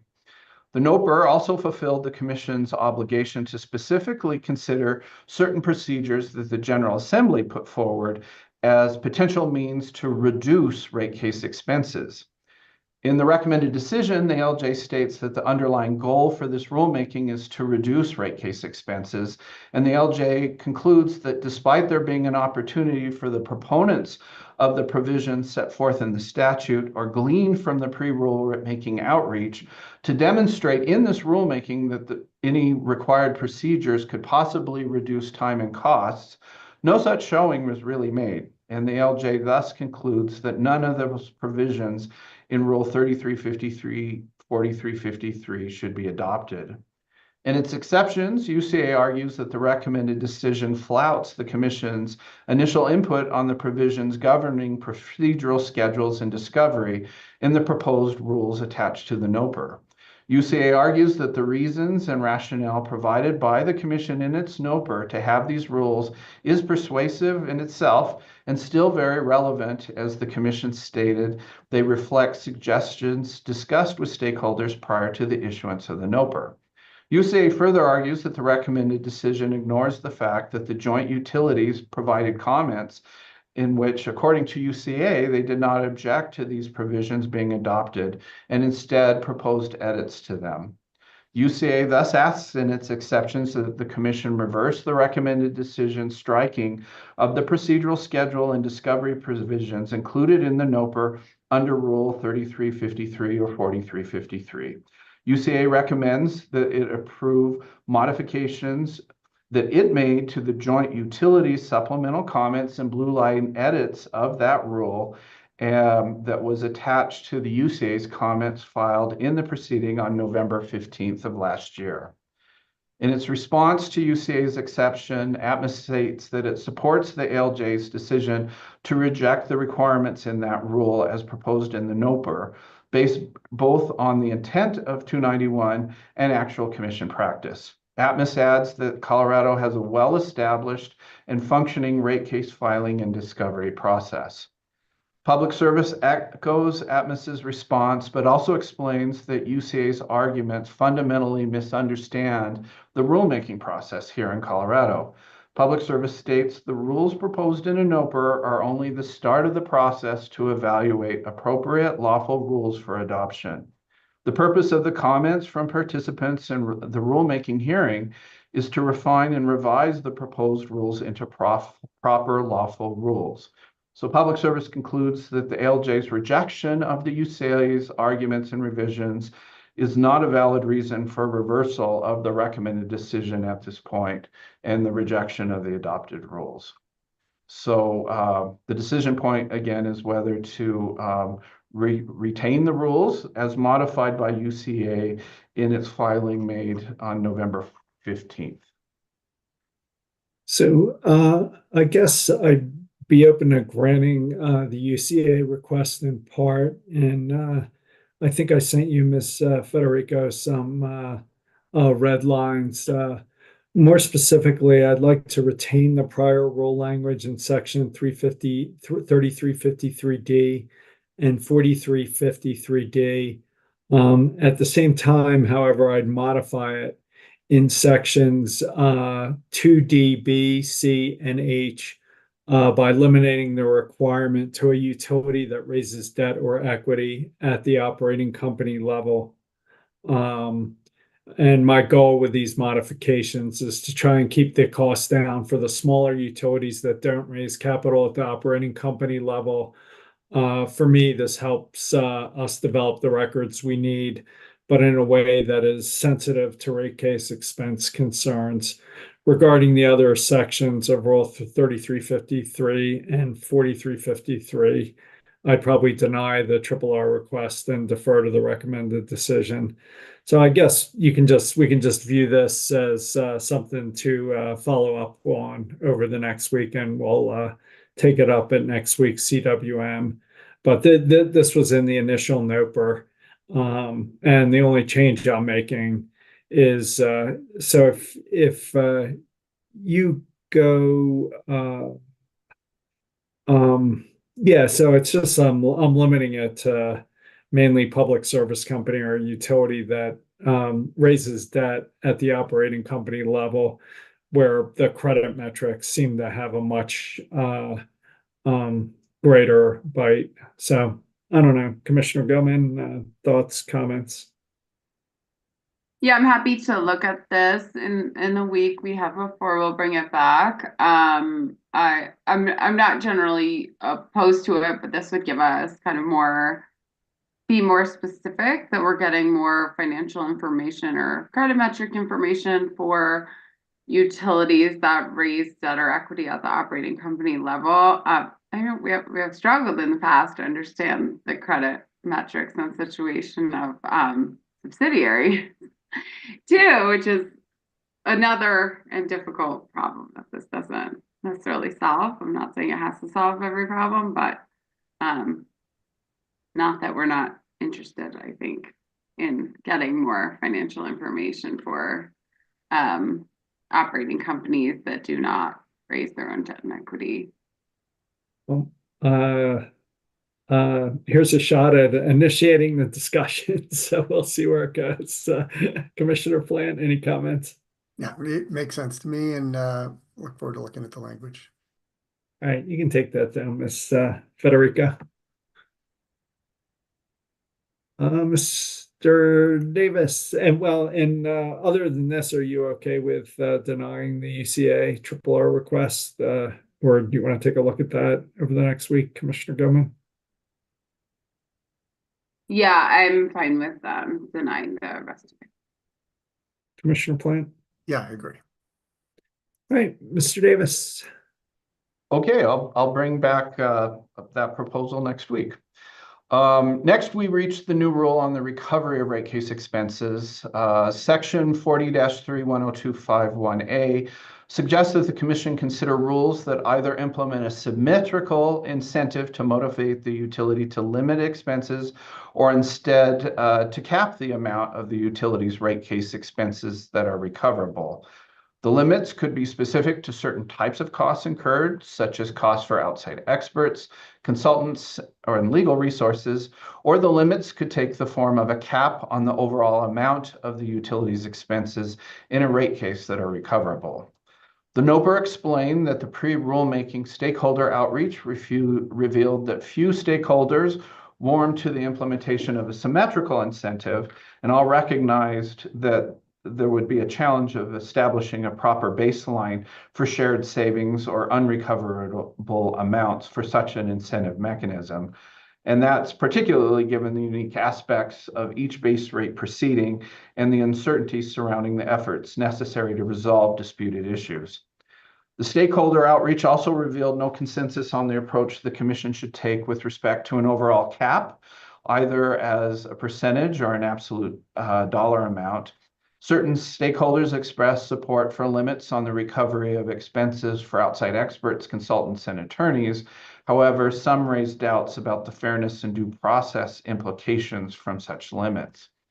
The recommended decision adopts a rule to implement this portion of 291 based on the conclusion that this new statute specifically permits the Commission to establish recoverable rate case expenses below the total amount that is incurred by the utility in litigating before the agency. The rule recognizes that it's reasonable for the Commission to limit the amount of rate case expenses recoverable through rates by considering the specific facts and arguments presented in the base rate case. In its exceptions, UCA argues that the recommended decision's reliance on the Commission's consideration in Public Service's recent gas rate case correctly captures the Commission's analyses based on actual facts and circumstances and essentially codifies the Commission's thought process in the rules. UCA concludes that the recommended decision is administratively efficient in that respect. However, Public Service asks the Commission in its exceptions to modify the rule to more clearly allow for case-specific inquiries when considering recovery of rate case expenses. So the question is whether to modify this new rule adopted by the ALJ in the manner proposed by Public Service. And I can provide a recommendation on this if you'd like. Be great. Okay, we don't see any harm in granting Public Services exceptions, and we also recommend that those changes be adopted to Rule 3350 and 4350. Commissioner Gutman. I agree. Commissioner Plank. I also agree. As do I. Okay, now we've reached the proposed rules to change something in the rules of practice and procedure. And this is the Rule 1207 regarding notice to customers of changes in rates. Customer notice of changes in rates is part of this rulemaking because Senate Bill 291 emerged from a joint select committee on rising utility rates during the first regular session of the 2023 General Assembly. The committee sought to better understand current utility rates and to understand how rates were increased to current levels over time and the various policy means to prevent future unexpected and steep utility rate increases. And as we've just discussed, Section 40-31025-2A that was enacted by 291 requires the filing of a rate trend report when an electric or gas utility seeks to increase any rate or charge. The rate trend report is thus part of what the utility needs to provide as information to customers when rates are going up. So that's why the rules attached to the NOPR included a proposed modification to Rule 1207 in the P&P rules. The NOPR explains that the proposed modifications are intended to clarify that application filings in which a proposed tariff change will impact customer bills if the application is approved requires notice, just like an advice letter filing would require notice if the utility had chosen that method for submitting the change in rates for commission consideration and review. So basically, the NOPR showed potential modifications to paragraphs 1207A and G. 1207A addresses utility notice to customers at the start of the case, and 1207G addresses the compliance tariff filings at the end of the case. The recommended decision adopts the same modifications to those paragraphs as set forth in the NOPR. The problem the Commission is trying to resolve here is this. When the Commission adjudicates an application and then authorizes a utility to file a follow-on advice letter and tariff as a compliance filing on short notice, and that's typically on 2 business days notice, customers will not have received notice of that tariff change like they would have if that filing had been made as a typical advice letter. And applications are noticed by the commissions to affected persons, whereas a tariff change is noticed by the utilities to their customers. In its exceptions, ATMOS presents 3 reasons why paragraph 1207A should not be modified. First, ATMOS argues that the reference to 40-6109 that was added to the paragraph is flawed because that statute does not address application filings. Second, Atmos faults the rule change because it does not distinguish between an application to change base rates and an application to implement a tariff change on less than statutory notice. Atmos argues that if notice on not less than 30 days is modified in the way the rule is proposed to be modified, then Section 40-31042, which allows for less than statutory notice applications to be filed, is rendered meaningless. And third, Atmos argues that the Commission should not now deviate from the findings and conclusions that it made in a 2021 rulemaking. In that rulemaking, according to Atmos, the Commission concluded that when a utility files an advice letter and proposed tariff, that filing includes a proposed effective date, and the notice requirements in paragraph 1207A follow the statutory notice required for tariffs in 40-3104. And that those are all based on the proposed effective date, and that approach does not translate to applications. Black Hills agrees with Atmos. According to Black Hills, the rule language adopted by the recommended decision would prevent utilities from filing any application to change a rate on less than 30 days notice. And this position was previously rejected by the Commission in that 2021 rulemaking. And Public Service also agrees with Atmos. Public Service goes on to argue that the recommended decision ignores the compelling reasoning and logic in the decisions the Commission rendered in the 2021 rulemaking. So the question here is whether or not to modify Rule 1207A as suggested by the utilities in their exceptions and responses. I can provide a recommendation on this if that would be helpful. It would. So as an initial matter, we recommend that the Commission reject Public Service's argument that Senate Bill 291 does not provide the proper statutory authority to adopt the proposed amendments to Rule 1207 in this rulemaking. Public Service may disagree that Senate Bill 291 supports a reformulation of the rules, but regardless, the NOPR and the proposed amendments to the rule were attached to the NOPR, and they provided the required notice of the potential change. And the Commission has the authority to change its rules to ensure utility compliance with 43-1041, provided that the rulemaking meets the requirements of Colorado's Administrative Procedures Act. Then turning to Atmos's exceptions, we understand its objections and agree that the proposed modifications to paragraph 1207A may not align with the necessary noticing procedures for applications filed regarding changes on less than statutory notice. So we recommend that the Commission grant Atmos's exceptions, but in part. The changes adopted by the recommended decision to 1207A should not be adopted.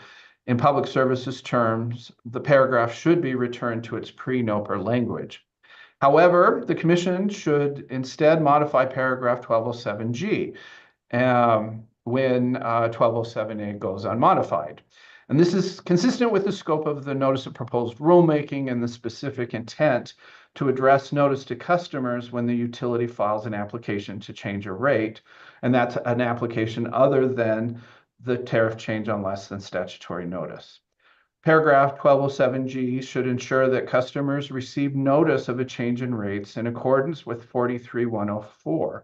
The utility should no longer be able to avoid telling customers their rates will increase due to a statutory technicality regarding the effective date on tariff sheets. Therefore, we think the Commission should adopt a new version of paragraph 1207G. Part 1 of the rule would continue to address compliance filings as they are typically done today for advice letter tariff proceedings and for less than statutory notice applications that are made to change rates. Part 2 of the revised rule would address the case where a utility files an application with a new tariff that will go into effect after the case concludes, but where the proposed tariff has been filed with no specific effective date. This new provision basically states that a utility will not be afforded the ability to put such a rate into effect through a compliance filing that is similar to what is done for an advice letter or an LSN application, unless the utility has provided notice to customers in accordance with 43-104. And part 3 is the bulk of the existing 12OG rule as it is now, and that sets forth the requirements for the actual filing of compliance tariffs, and there would be no changes to those requirements. Commissioner Goodman. Thanks, Mr. Davis. I agree with your recommendation. Commissioner Plant. I also agree. As do Okay. So the last thing is very simple, and hopefully it's not controversial.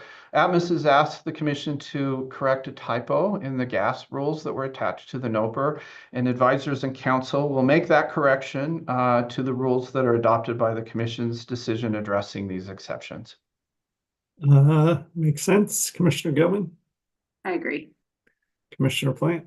Also agree.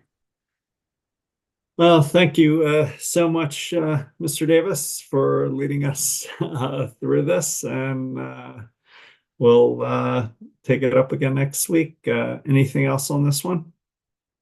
No, I'll see you next week. We'll talk about those 3 items. Thank you, Commissioner Gilman. Anything else before we adjourn? Nothing additional. Thanks. Commissioner Plant. Nope. Thank you very much. All right. With that, we're adjourned. See everybody next time.